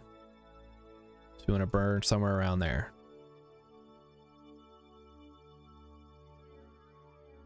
Yep. Okay. Huh. So we're going to come in. Is this going to be a retrograde orbit or no? It's going to be a prograde orbit because we're going to be going this way. All right. Riddle me this, Urban. How do I get into a retrograde orbit around Eve? Is it just going to be a huge disaster and I shouldn't even bother?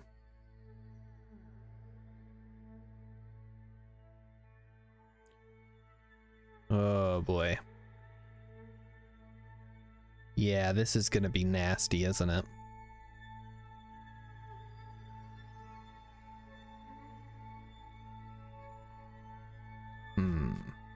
Because yeah, we'd be coming in this way, which is definitely retrograde.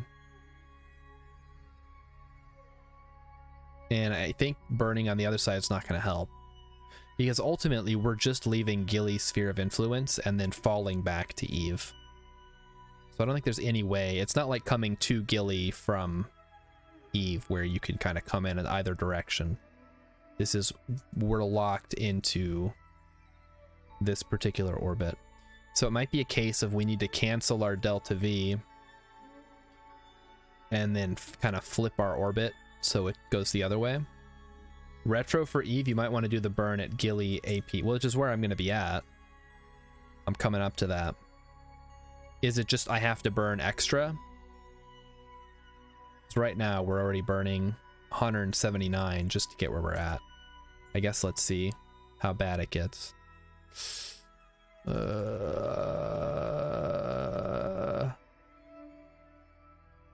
Yeah, it's kind of dirty. Maybe we can manipulate it a bit.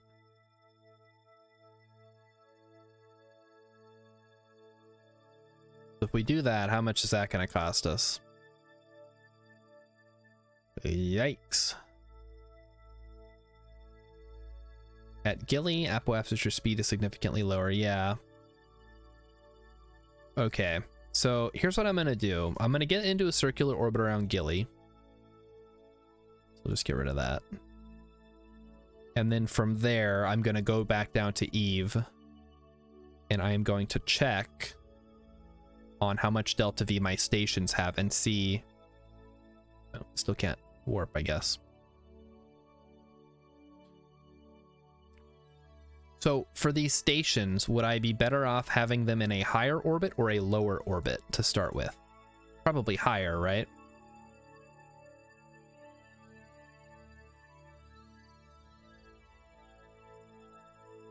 Because I want to burn all of their fuel off before I use any of this fuel. Because I want them to be... I don't know. I don't know what I want anymore. What I want is to not have to do this, but I've already committed. I guess as long as nobody's crashing, it doesn't matter too much. How is it that our... Okay. Here's what I'm gonna physics warp. I don't normally do this. Oh, is it alt? It's alt. Yeah, we're just gonna go ahead and physics warp. I don't normally physics warp because it can tend to break things, but I don't want to sit here for 20 more minutes. Think about it more to do with speed rather than altitude. Okay, yes. So, I don't know. Because Eve just sucks all my delta V, no matter what I'm trying to do, because of the high gravity. So I feel like having a bigger orbit is better because you're going slower relatively, right? Maybe not. I guess if it's a circular orbit, you're always going the same velocity. I want to know where I need to place myself and place my stations to maximize the efficiency of this. Because from my, like, eyeballing it, it seems like I'm not going to have enough delta V. It costs fuel to raise AP, right. So they do have some fuel on them right now, the stations. And I'm willing to burn some of that fuel if it'll mean I have to burn less fuel on the tanker. Because the tanker is limited in capacity. It can't carry that much. And granted, it does have basically full tanks plus full ore tanks right now. But I don't know if even that's going to be enough to get into a retrograde orbit around Eve, boost the station a little bit, and then get back. Because I don't know what the delta V requirements are to get back and forth between Gilly and Eve. So just check the map. So maybe that's what I need to do. All right. Getting up to, is it 8,000? Can I warp yet? Hey, I can. Where's periapsis? We're still not even close to periapsis.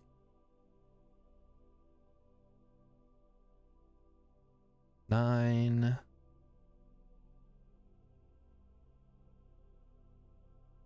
Like, Eve and Gilly are complete opposites. One is a big delta V sucking gravity well, and Gilly just doesn't even care.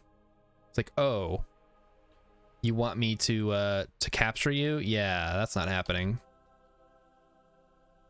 And also, my orbital speed is like 20 meters per second. All right, so there we go. Your engines are very slightly more efficient the further they are from a celestial body. Oh, well then. That gives us a little bit of hope, I suppose.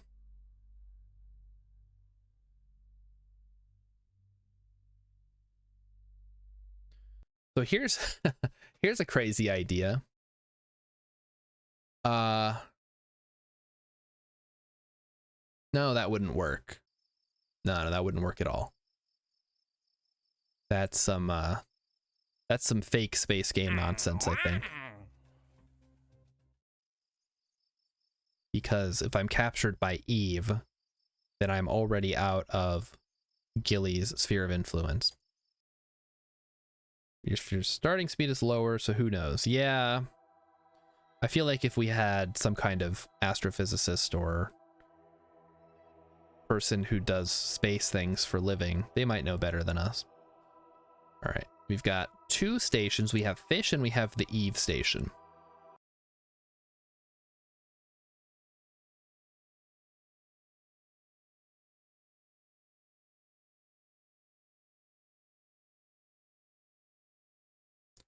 So what we want to do, so we have 1,000 meters per second of delta V in this particular one, along with pilot and 2 scientists and Bill. Hey, Bill. Bill, you there? Hey, buddy. You want to say hello? Okay, Bill's a little shy. Sorry, guys. There he is. All right. How long have you guys been out here? 6 years? Oof. Sorry about that. Full science, though. Yeah, let's get that out of here. Transmit science. Yes.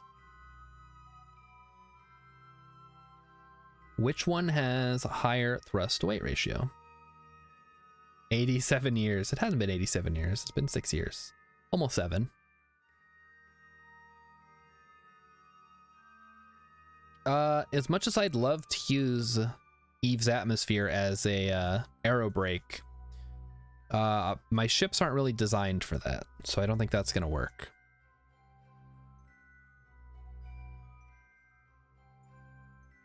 But hopefully we can get this science uploaded before we run out of either satellite range or solar power. It looks like we're gonna be fine.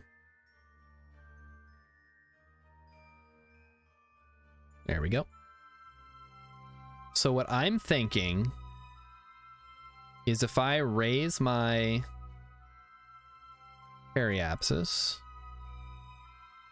which isn't going to actually do much because it takes so freaking much.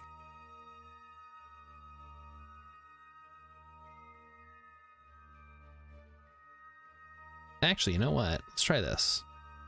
So let's pretend that I just wanted to straight up split my orbit the dumb way. How much would that cost? Yeah, that's not even getting close, is it? So if I have 1,000 delta V, that's going to get me maybe a 40, 35 degree incline. Yeah, we're not flipping it that way. That's not going to help.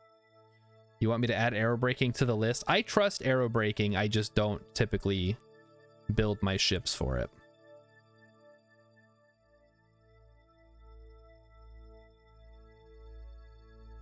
You can probably add lithobraking to the list, though.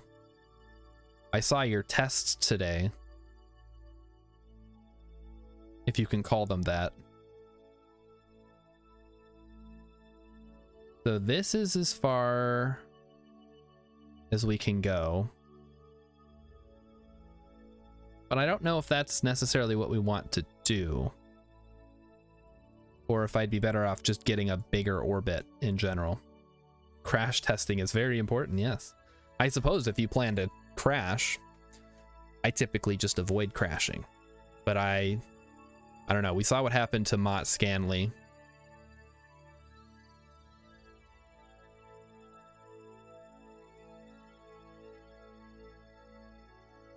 Tell that to Jeb.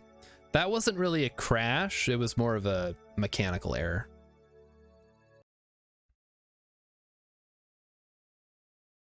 And Jeb ended up getting a station named after him. So who's the real... Oh, 100 meters per second. Oh, boy. This was the one that we had some interesting maneuver issues with, isn't it?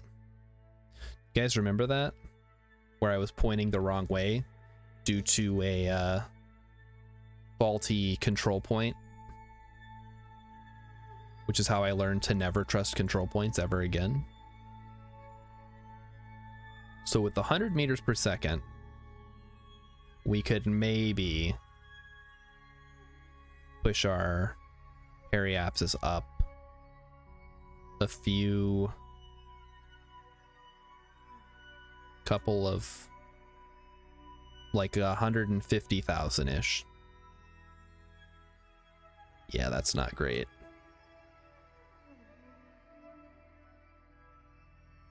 Mott Scanley is fine now, all fixed, no harm done. Well, that's good to hear. All right. All right, no more goofing around. It's time to do this. Oh shoot. I just closed the solar panels. I should probably go back to that, fix that. I hit 1, which is the solar panel thing, right? I was wondering why it was doing that.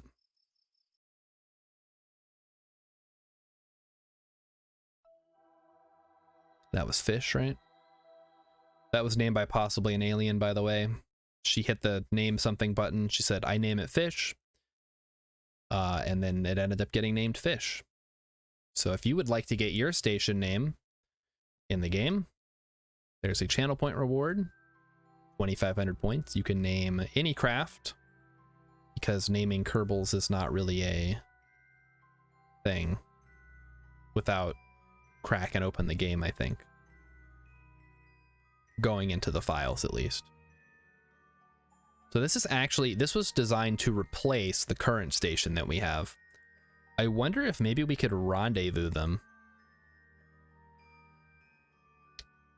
And if that would help our situation any. You know what? Yeah, why the heck not? Let's do it.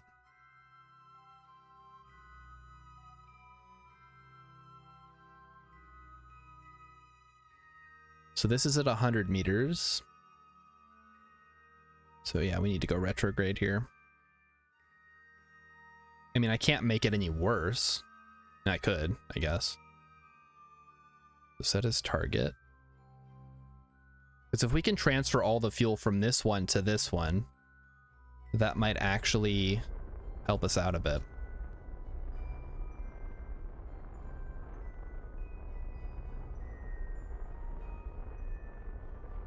Okay, there we go. So that's what we want. Then we're going to hit the ascending node. I believe that means we need to go descending, right? Or we need to go anti-normal, which in this case is up this direction because we're in a retrograde orbit. So there goes 20 delta V. All right, let's time warp. No song for you guys, sorry. And then of course we have the Gilly Inspector, which was ostensibly going to fly to Gilly. Turns out, nope, not nearly enough delta V for that. So we might just end up crashing that one into the surface. Go anti-normal, please.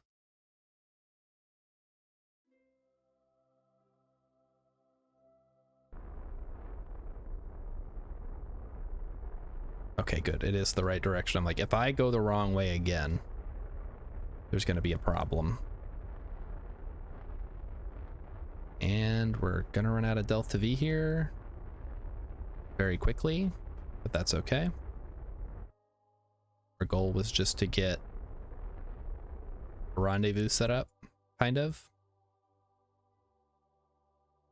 Okay, turn all that off. What's the mission today? Currently, I have 2 stations in retrograde orbit around Eve. My goal for today, and also thanks for stopping by. Oh wait, have you been here before? No, you haven't. Welcome. So I have 2 stations in orbit, retrograde orbit around Eve. My goal is to rendezvous them and dock them so I can transfer the fuel and crew from one to the other and then decommission the old one. I have a mining vessel currently loaded with ore and fuel around Gilly, and I want to rendezvous and dock that with the station and then try to get that station into a prograde ore. Does it say? Yeah, it does say first time chatter. So welcome Warillians, and also Vulcan Riders here. And yes, Vulcan, I'm doing KSP every day for the next couple weeks. We're trying out a new thing.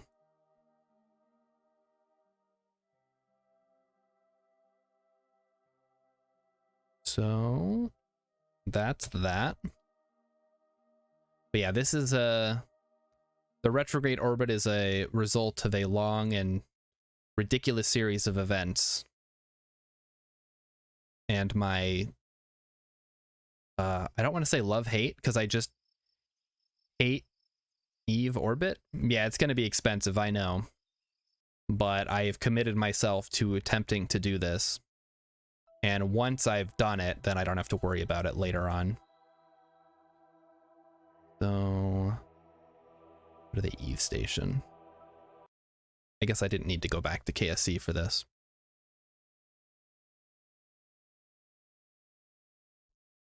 Oh, man.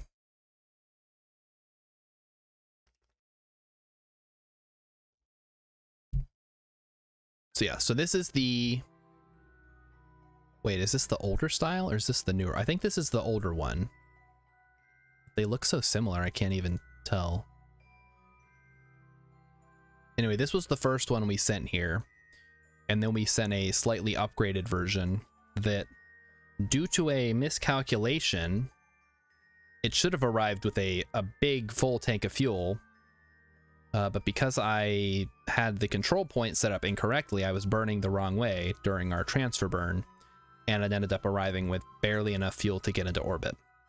This is career. This is a hard career and no mods. All right. So let's set the fish as target. And go ahead and time warp.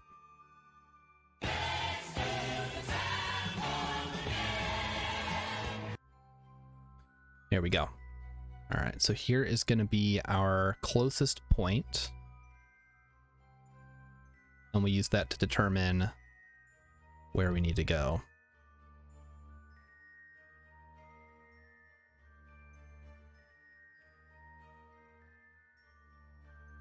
Okay. Going prograde. It's just, that's right, Vulcan. You know the song. I don't even have to sing it for you.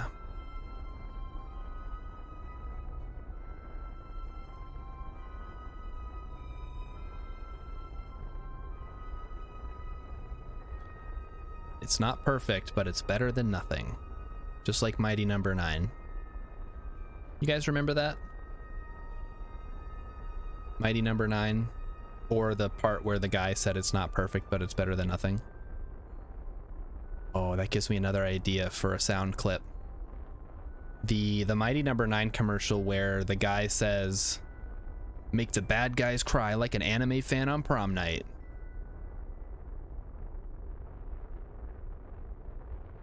Just great advertising for your anime game. All right, let's just go around the planet again and see how this looks.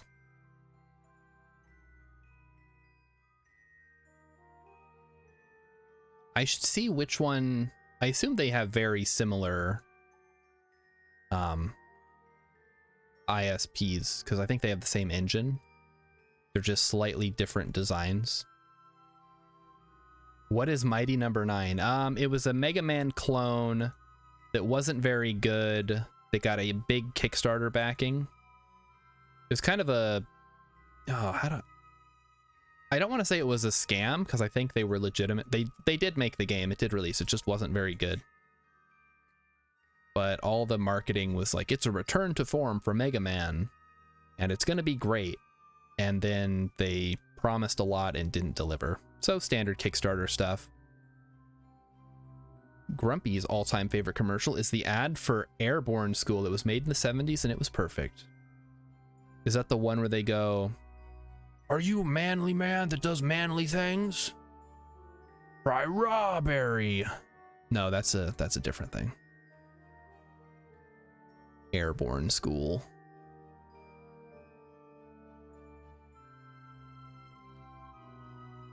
Everybody knows that Air Assault School is superior.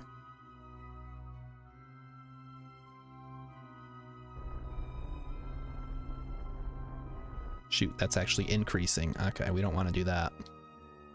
So we want this arrow to end up behind us. I mean, obviously, going out more isn't going to hurt us because we're going to need to match orbits eventually. All right, here we go. Going around again. No, but that one is good too. Okay. Fair. Also, subscribers, feel free to test out the new emote. Grumpy, I know you already saw it, and Urban, I guess you've already seen it. But anybody else who is subbed in here, has a gift sub or whatever, you have access to the greatest emote that I have ever created. And considering I've only created 3 emotes, that's not saying much. But I think it's pretty cool. Okay. Nothing has changed.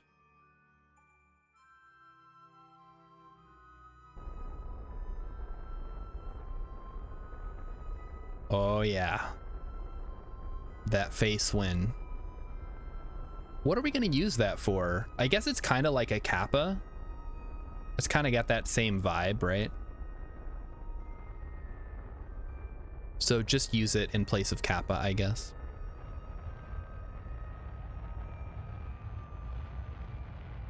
Okay. This is the part where I burn all my fuel to do a stupid rendezvous. And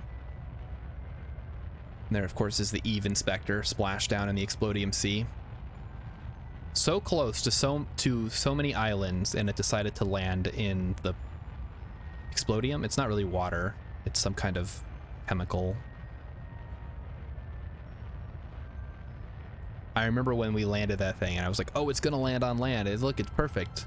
And then it just plopped right down into the ocean. Very lame. Okay, the arrows are starting to work. I can see it. All right, I'm gonna stop that now before I burn too much. I can see it getting weird. I think YouTube got rid of it. Still looking for the commercial. Okay. Well, hopefully you can find it. And also, my question of the night still stands. If you know of a song, somebody already posted one, I haven't got a chance to listen to it yet, where it starts with one instrument and then they add more instruments over time, drop me a link because I want to check that out. It's my new obsession for the day. I'll forget about it by tomorrow, but it'll be a glorious couple of hours before I go to bed.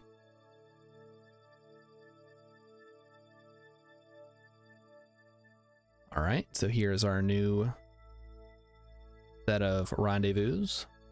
Not happening. How about we go around again? I'm not in a rush. Are you guys in a rush?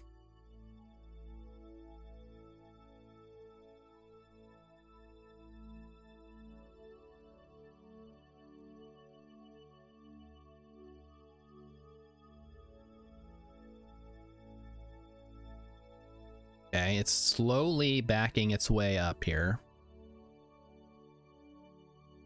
So a couple more loops should get us there. Then we just need to tweak it as we get closer. Now the real issue is going to be, how do we dock 2 craft that do not have RCS? Well, you'll just have to stick around and find out. I'm somewhat confident in my ability to do it, although I am hampered by the fact that the docking ports are not on the front. So it's going to be a matter of, okay, what the heck is this? Oh boy.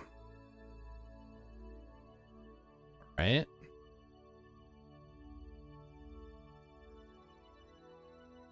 So where's the actual thing here? Getting kind of annoying. You found it on Facebook? Belly, yeah, basically they're going to be belly bumping. I don't know how well that's going to work, but I will make it work. I've already committed myself to this plan. I can't change it now. I'm not sending another refueling mission out here. At least not without some really heavy support. Oh, God. We've already burned through 300 Delta V. It's not great. All right, we'll see which one gets close first. It looks like the orange is going to get closer. But it's also going to be Kinda icky. Yeah, there it goes. Okay. Oh, I really don't want to burn anymore. We have to.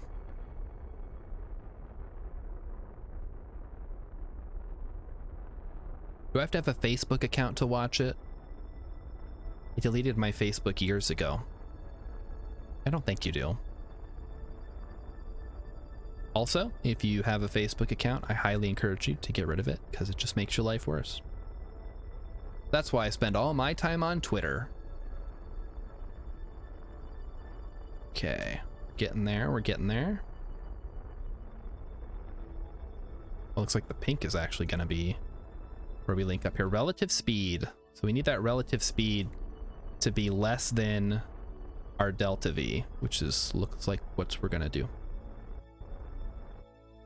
All right, perfect. So now we just go around one more time, and then we have to burn off 235 meters per second, which will leave us with around 250 to attempt a rendezvous with 2 craft with no RCS and ventral and dorsal docking ports. Yikes.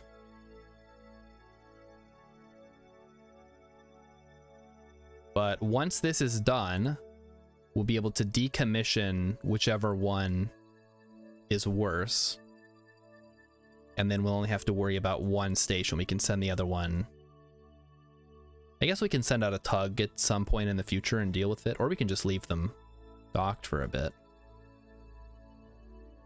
I guess there's no big rush. There's a little bit of a rush, but not a huge one.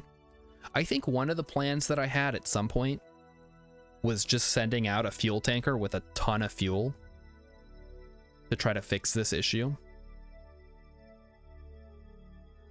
But I haven't quite gotten around to it yet, obviously.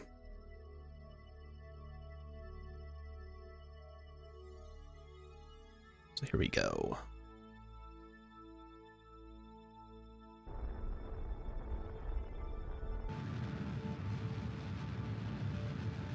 Time for a rendezvous, guys. Getting a little close there. Maybe we could yeah, let's slow down a bit.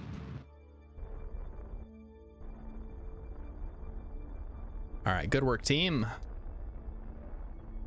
Let us now attempt to dock these guys. Oh, and remember the only reason we had to send out a second mission was because the first one I screwed up and built on it in orbit, so it didn't count as being launched as a whole.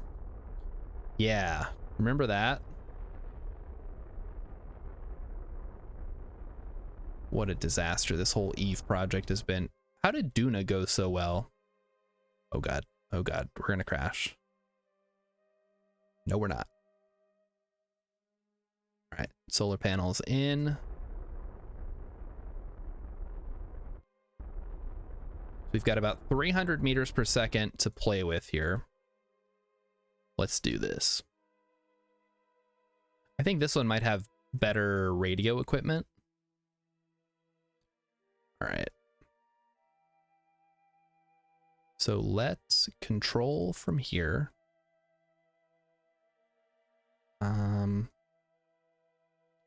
You're a 3-star pilot, right, Gurley? Perfect. That is target. Aim at the target. Actually, no. Control from here.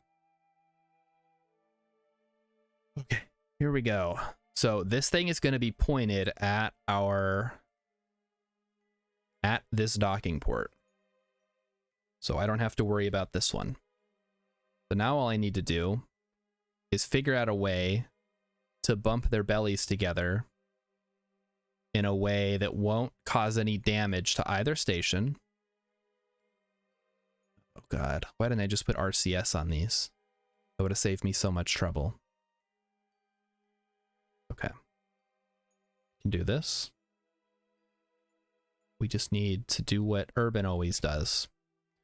Go slowly and deliberately. I don't know if I can do it, guys.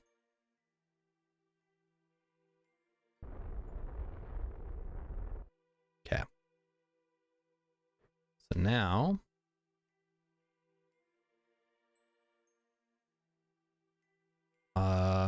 aim it at the target.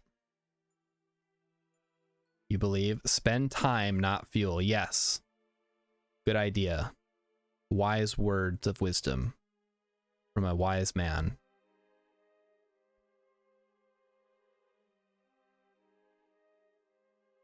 So I guess one of the things I could do, although this wouldn't work because I think this is a little too, this engine is probably a little too big.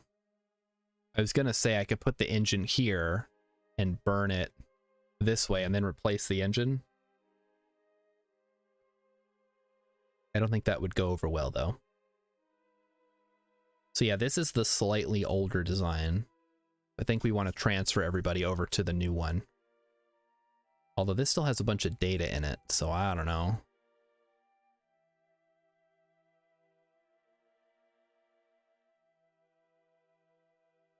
Looks like you're playing bumper cars with space stations. Yeah, pretty much. And I have no real way to control it.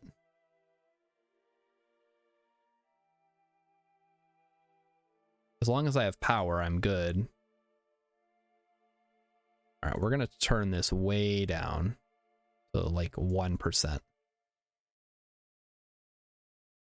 Yeah.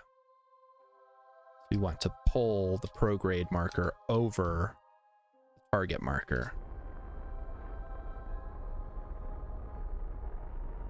Like that.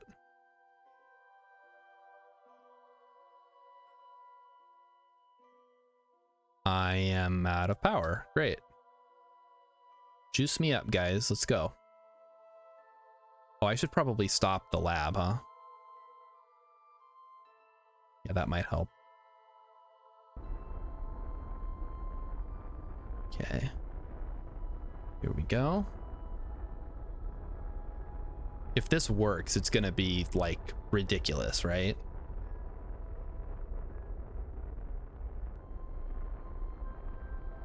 In fact, there's so little fuel on this one, it might just be better off to send the pilot over here and leave this one to its fate.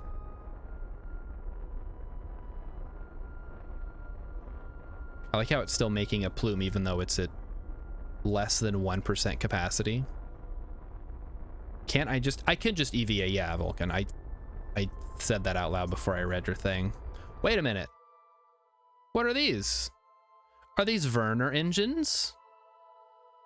Well, well, well. Once more, we find ourselves thanking past Starshard for including Werner engines. All right, so that changes things a little. Not a lot, but a little. Because they're not really oriented in a way that's going to help us a whole lot. All right, I think we need to go this way.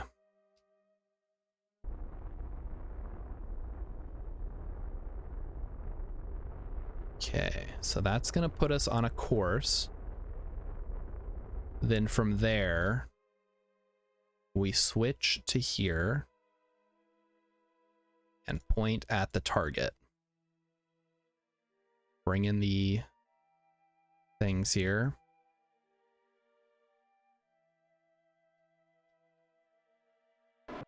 Oh, okay. Find controls, please. Yeah, we don't really have a, huh.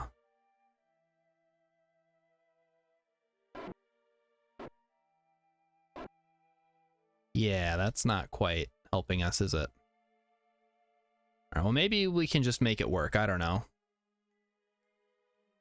Yeah, could it stop wobbling, please? Wobbling.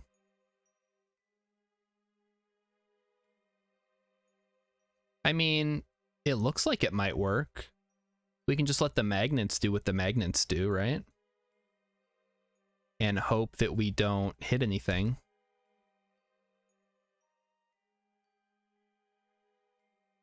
Oh, jeez, this is so dumb. Why did I agree to do this?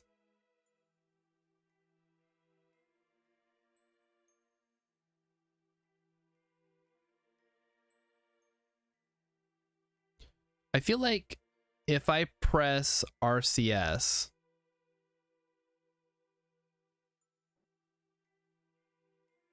oh, it's working. Oh my gosh, it's working. Okay. So we need to actually slow down.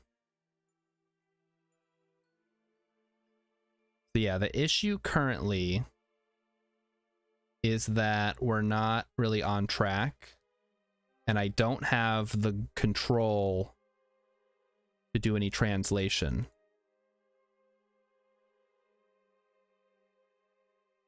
Oh, it's so close though. Come on, magnets, do your thing.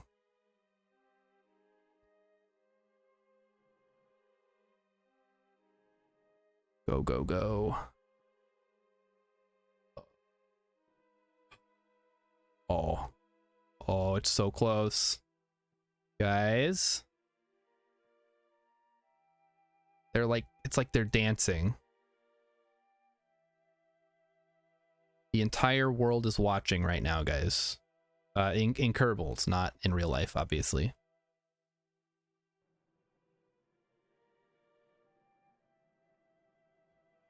Come on.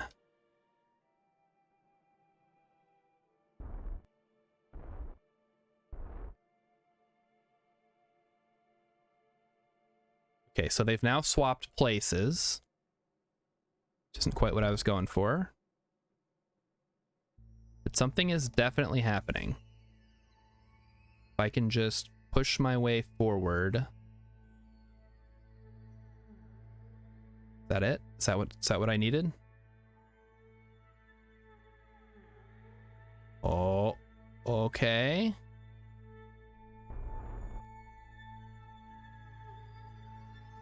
Tantalizingly close, guys. Okay, hang on. Let's try this. Roll from here. Point at target. Need to cancel out my velocity again.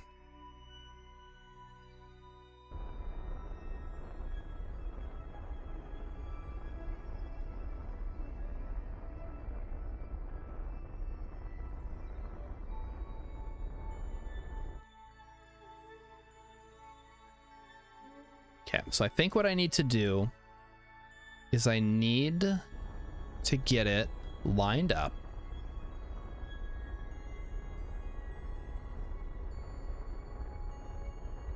And then make sure that I'm on a heading that is right on target.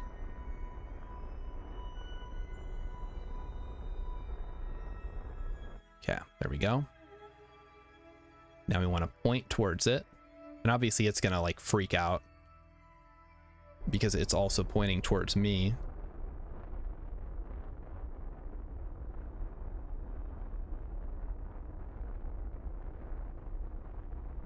So we want to point towards it, and then we need to orient ourselves. There we go. Now we control from here, and we point towards it. All right, I think we can do this time. We'll see.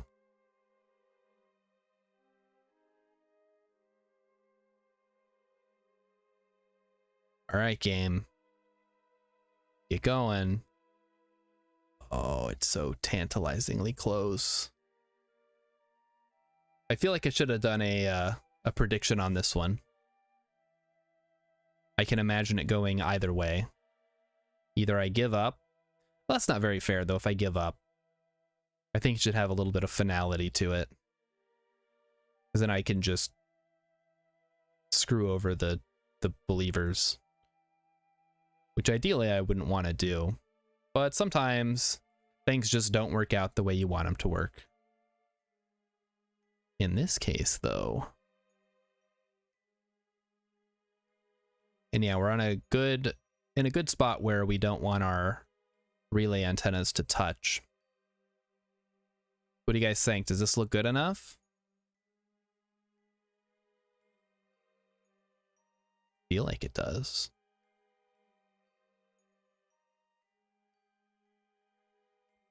I'm just not going to touch anything. Just going to let them drift slowly together. It looks like there's a little bit of weirdness. But hopefully, once they get close enough, the magnets will fix it. Only one way to know for sure, yeah. I mean, that looks pretty spot on to me. It's slightly off, but I've had worse with RCS, so this could be good. This could be it right here.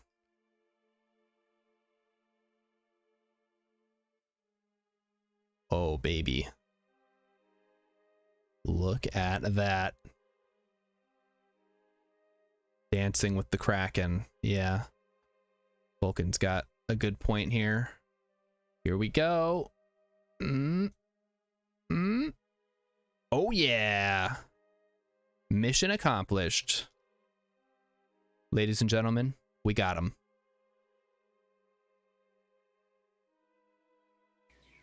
Excellent! Perfect. I didn't have to use the bogus emote.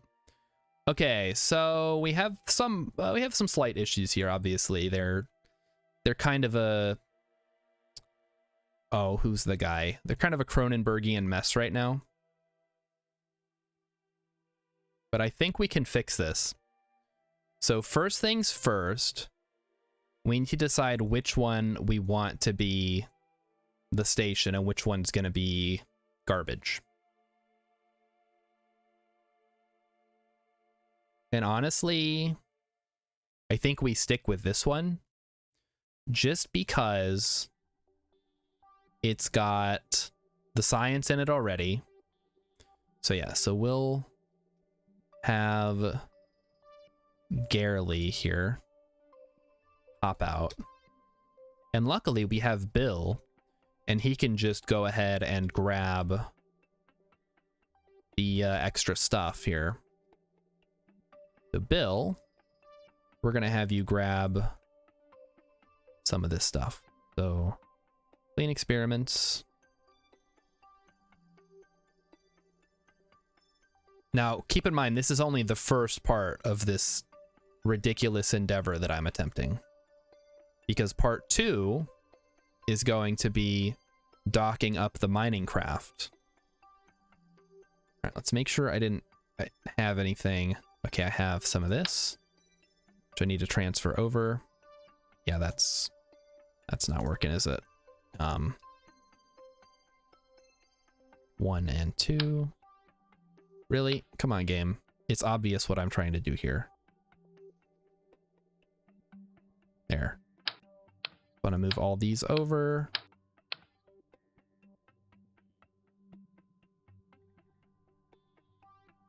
Want to move all the fuel over to the middle tank, probably. Can I... Is there no crossfeed here? What the heck? What's going on?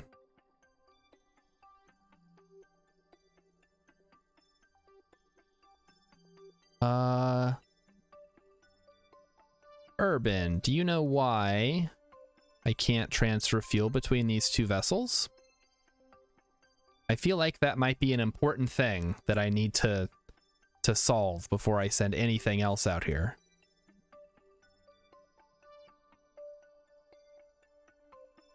Crossfeed is enabled. Crossfeed is enabled. Yep, crossfeed is enabled. Is it because I'm using a structural tube, perhaps? I hope that's not the case, because that's been my design for stations for a while now. Try changing one of the ports to primary docking port. How the heck do I do that?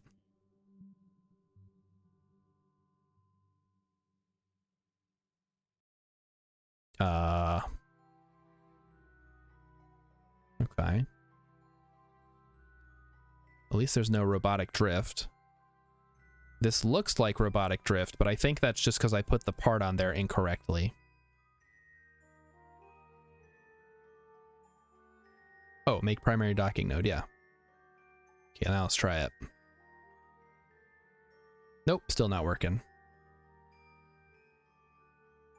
Yeah, I found it. Do I have any fuel hoses on here? Probably not. I wouldn't have thought to bring them. You holding Alt? Yeah. I'm opening them both up. Yep.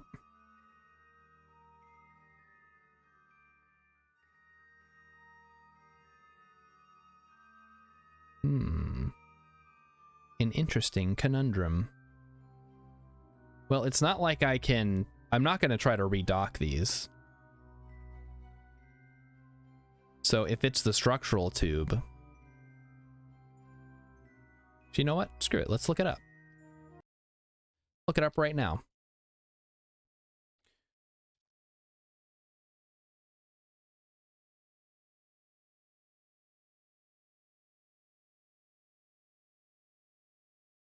Looking it up on the wiki. It doesn't say. Okay.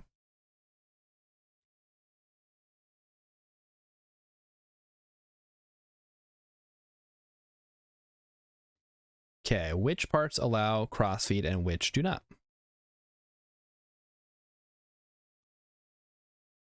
Very few stock parts completely block fuel crossfeed, and those will have orange text that say no fuel crossfeed. Those are the M series structural panels and I-beams, the SP series structural panels, and all of the heat shields.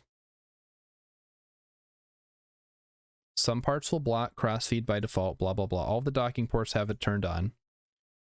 All right.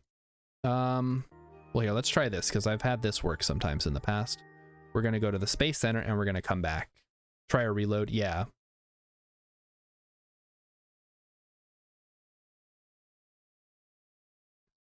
$69, dudes! Wait, that's the wrong one. Hang on. Bogus. That's the one. If we can't get it working, I guess that's a preemptive one. All right, nothing new here. And then I get, yeah, if this reloading the craft doesn't work, I'll reload the game real quick. This is the Eve station.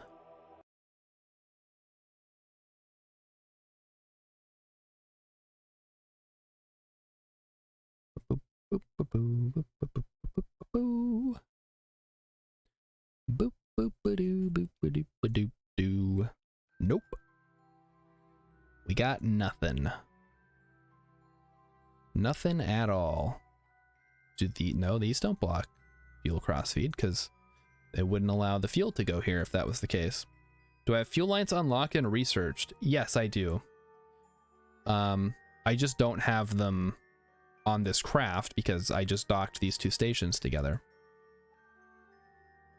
So crossfeed is enabled. I can't transfer. Can I transfer between two on the same? I can transfer between the two that are together.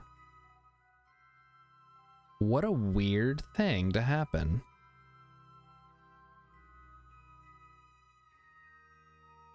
I don't know why that would be the case.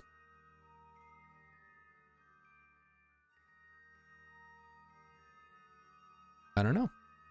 Let's head back to the Googles.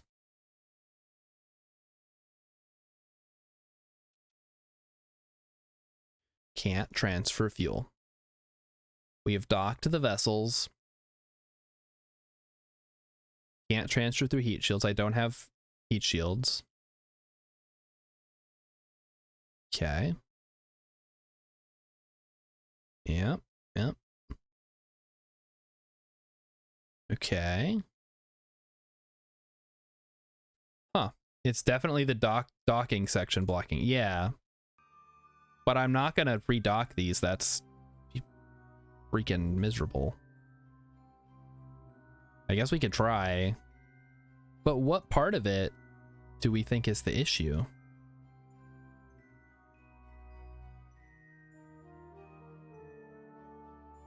Could disable crossfeed and then enable it? That didn't fix it. Oh, KSP, why? One has drifted? I don't think it has drifted. I think this is just how I designed it, where they're off center a little bit, because they're both like that.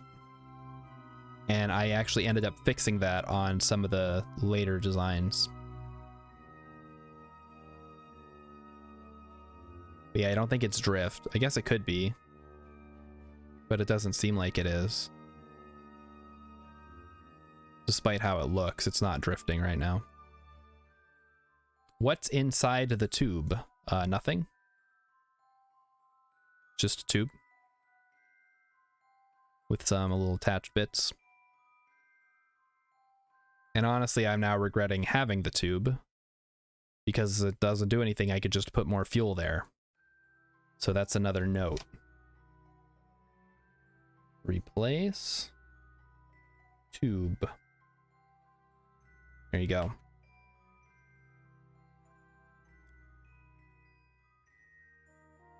Okay. Can I transfer Kerbals? I guess that's a good question.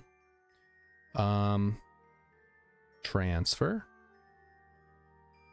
Okay, I can transfer Kerbals just fine. So it's not that. I'll throw the right click tab on both. On both what? The docking ports? Or the tubes? So here's the two docking ports. This is the upper one. This is the lower one. You can see crossfeed is enabled. What's in the box? Yeah, good question.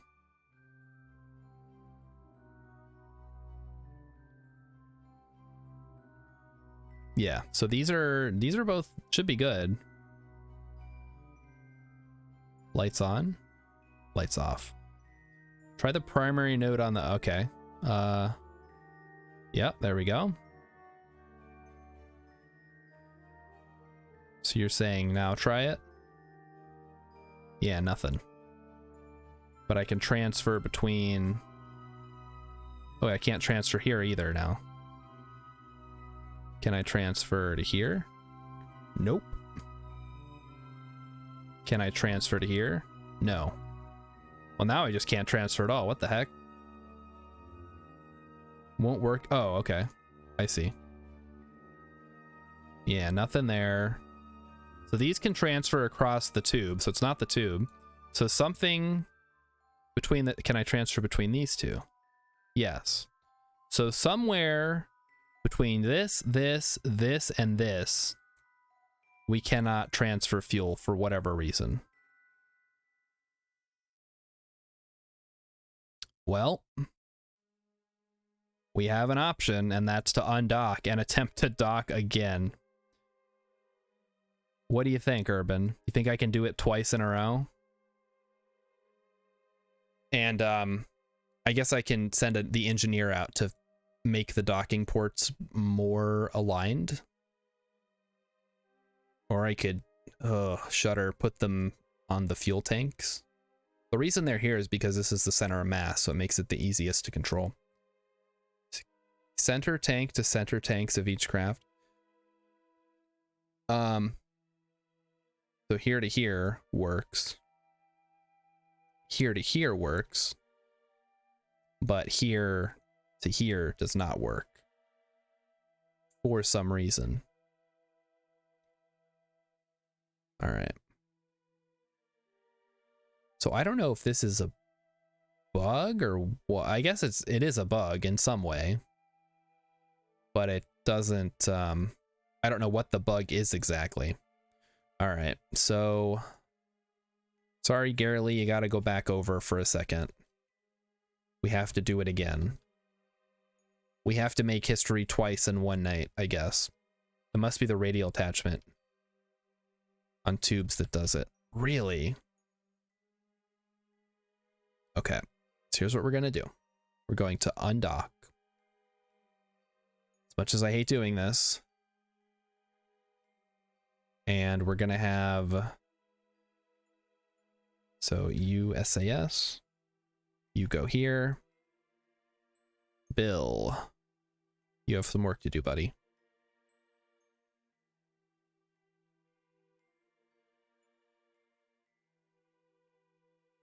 I want you to grab this, grab that. There you go. Okay, we're going to try it now.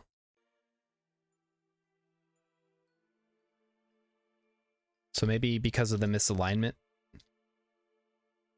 Unfortunately, now I have to, actually, you know what? I can try to use the Verners here. Oh god, stop, stop, stop, stop, stop, stop, stop.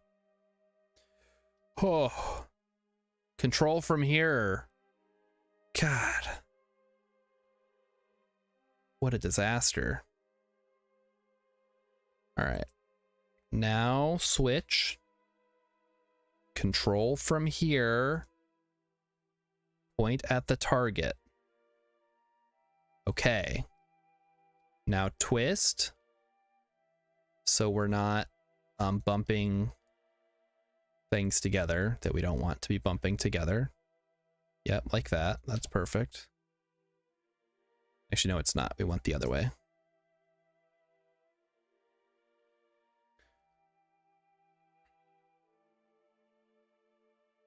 You bet if that was a fuel tank, it would work. All right, well, we'll try the fuel tank next if this doesn't work.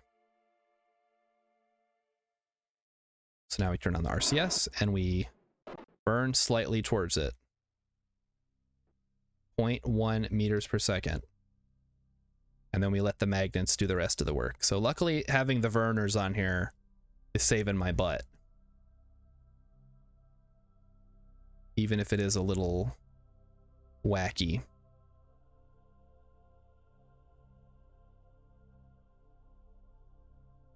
And then yeah, if that ends up not working, we'll just have to, I guess, change the way that it's laid out and put the fuel tanks or put the docking ports here. Yeah, that's such a weird edge case of parts not allowing crossfeed for whatever reason that I don't know what to think about that. I feel like I haven't had this problem with any of my other bases. Granted, I've never docked two bases together. All right, we need to go forward more.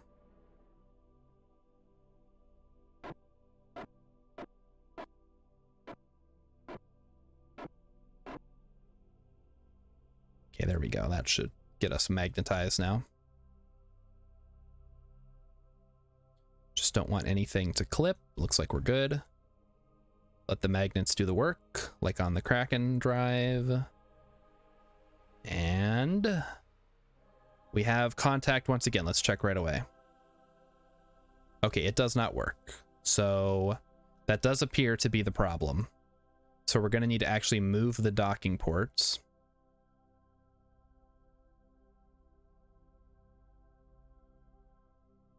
And honestly, at this point, I'm just going to put the docking ports on the edge to save time.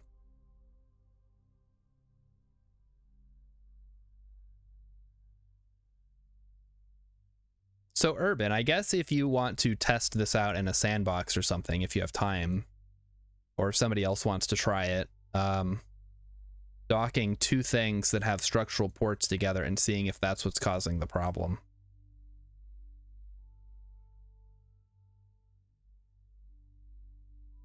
So we're just going to stop all movement here. Okay. Urban is testing it out as we speak, guys. Beautiful. Okay, switch, put SAS on for both. Have Bill do some work. I'm glad we brought Bill. I'm glad we brought an engineer on this, because engineers are actually being helpful now. They didn't used to be helpful. I mean, they used to be kind of helpful, but not usually.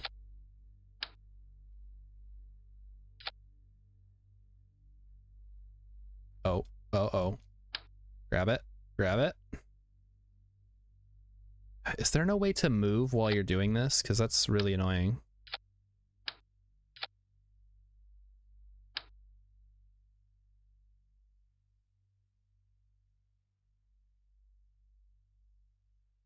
I can't put this in my inventory. It's too heavy. Okay.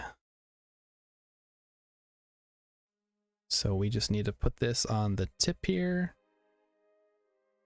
Perfect. All right. Yeah, just laser that up. That's good. Then we're going to do this. All right, Bill, you're earning your pay today. That's all I'm gonna say. So grab that, plop it on top. Beautiful. Yeah, laser that up. Good, good. And then back into your little habitat you go. All right, so this will make docking a lot easier now, if a lot less cool looking. And while I'm over here, I'm actually going to fix this docking port as well.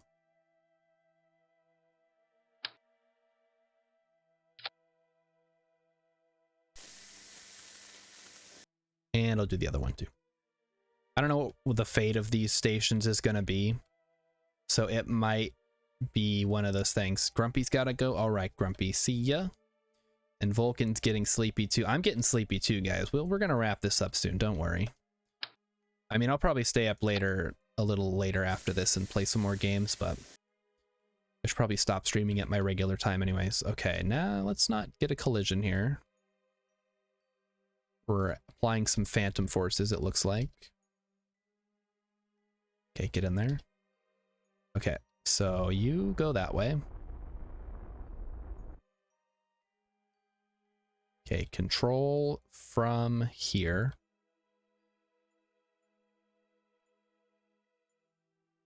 And retract the solar panels. Oh god, oh god, oh god. No, no, no, no, no. Retract, retract, retract. Okay, there we go. All right, switch over here, retract. Retract. And then control from here.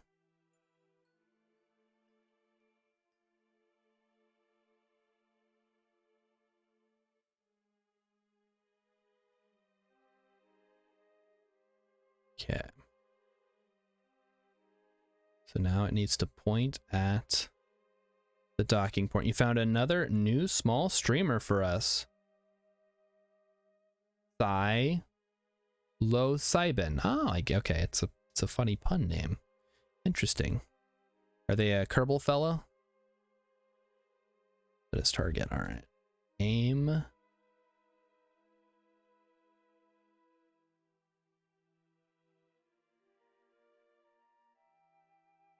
Okay, get loaded up here and... All right, more Kerbal people. Soon I'll have collected them all. Okay, just burn, burn, burn.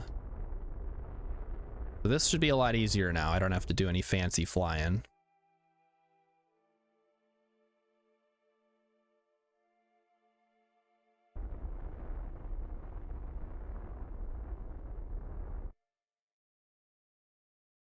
Although now I have to contend with the fact that I don't have the luxury of... Oh, there we go. That works. Yeah, that's fine.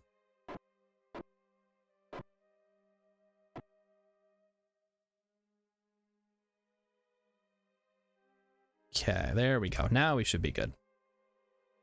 So leave SAS on. And we're coming in for another docking port thing. Hopefully this works now. Because I don't typically put docking ports on these because I think it looks kind of dumb. Like you have this beautiful window thing, but I guess sometimes you got to do what you got to do in KSP.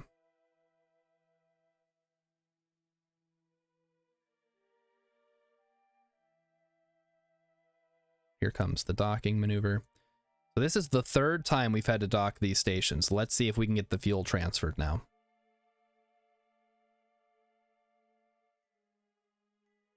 Also, at some point, I need to look up when the next transfer window between Kerbin and Eve is going to be. Because we need to transfer probably just a big fuel tanker. Hey, it's working now. Good. So whatever is causing it, it's something to do with this structural tube, I think.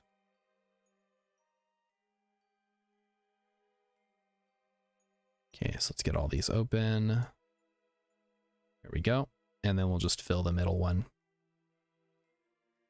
That didn't take long. So this thing is now a piece of junk, essentially, for now. I guess it'll still work as a relay.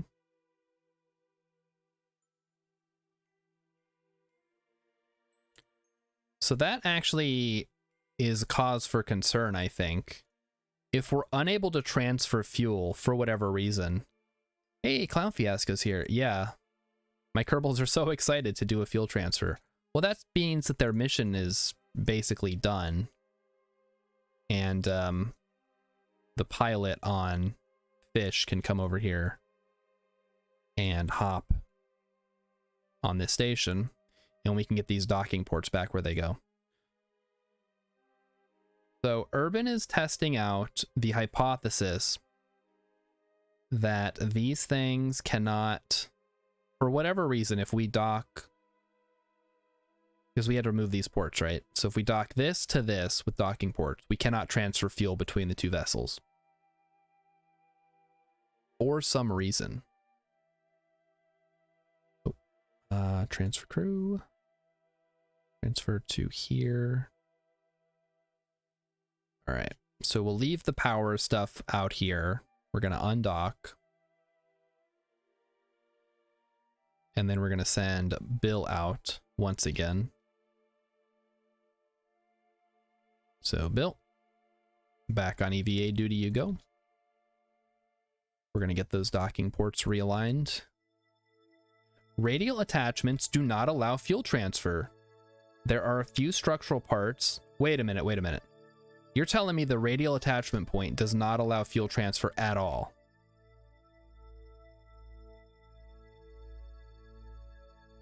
Really? That is kind of a disaster. I mean, not really, because I can just remove these. But, wow, that would have been good to know. Thank you, Clown Fiasco, for that helpful bit of Kerbal trivia. That's awful. Where does it say that on the part in the VAB at all? Well, that can't be right though, because I have a radial attachment point here, and these tanks don't have fuel in them. I've used all the fuel from here. So does that just mean that it won't allow manual fuel transfer?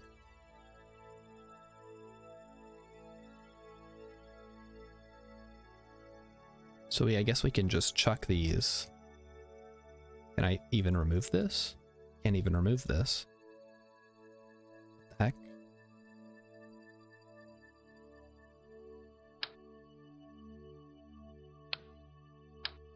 There we go.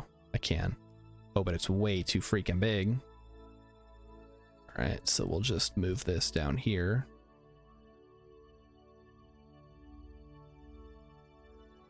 Can I not? There we go. So if I put it like this and don't use a radial fuel attachment, oh, then it works.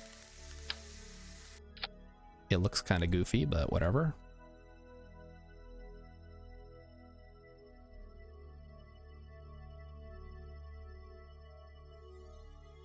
Why can't I pick this one up now? So weird.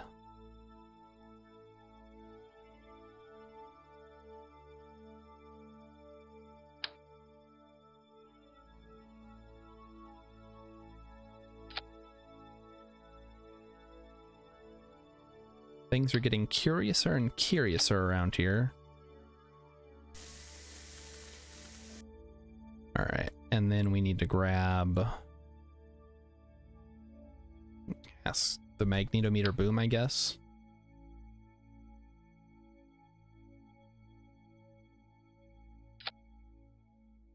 Bring that over to the other one.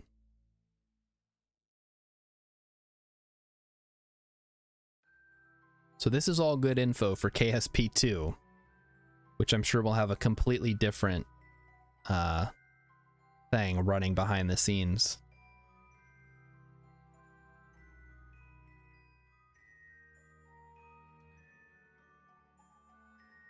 So yeah, so for whatever reason, fuel can go from this tank to my engine.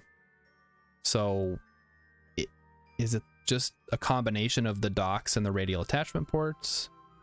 We just don't know. We simply do not have enough information. Okay, this needs to actually go on there correctly. Get over there. Those radial points cannot transfer when mounted radially, which is how they're designed to be mounted, of course, so, you know, whatever. All right, so what happens if I do this?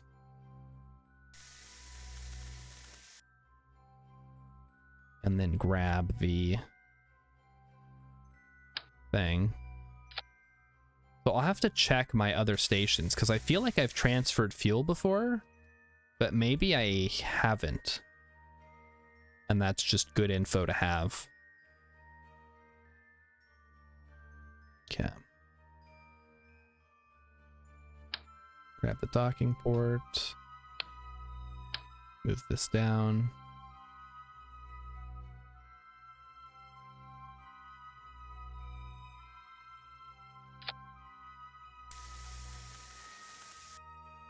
There we go, and then we just plop that there.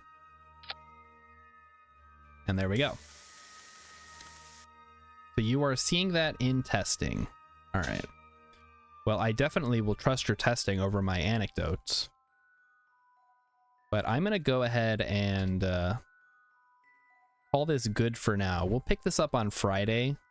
We'll send in the Gilly miner. Before we go, though, I would like to check the Dun station and see how that station is designed, and I'll have to completely update the design of these stations if that's the case.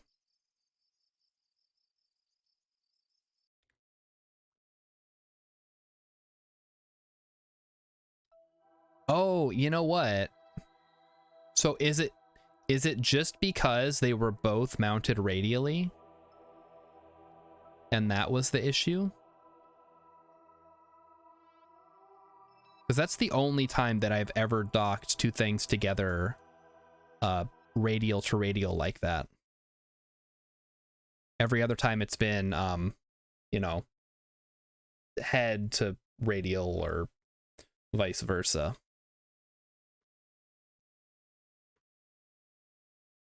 So here is...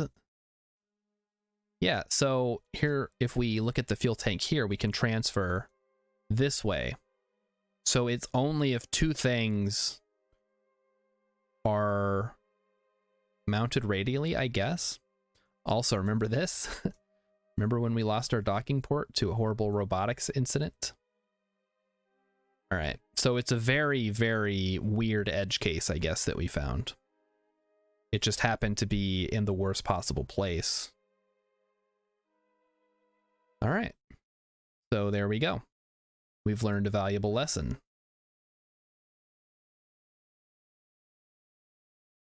And thank you, Urban, for doing the testing. And thank you, all of you, for coming out to check out this horrible disaster that we continue to deal with around Eve. I'll be very happy once we get those Kerbals back, which, checking the day, it's year 7, day 418.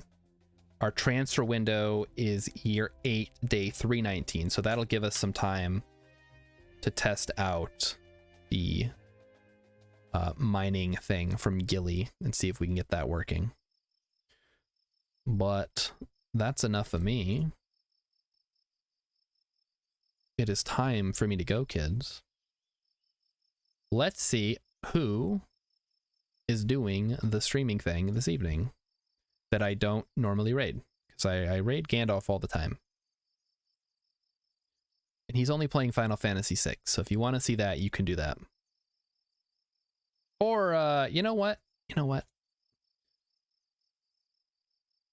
You guys go on about your separate business. I'll just end the stream normally. I don't want to, like, dump you guys on somebody that you may or may not like. So, everybody have a great night. I will see you on Friday. It's the tube plus attachment that does it. Okay, thank you, Urban. We should bring that up during, if you're streaming tomorrow. I can't remember your schedule exactly. We should mention that. And good night, everybody.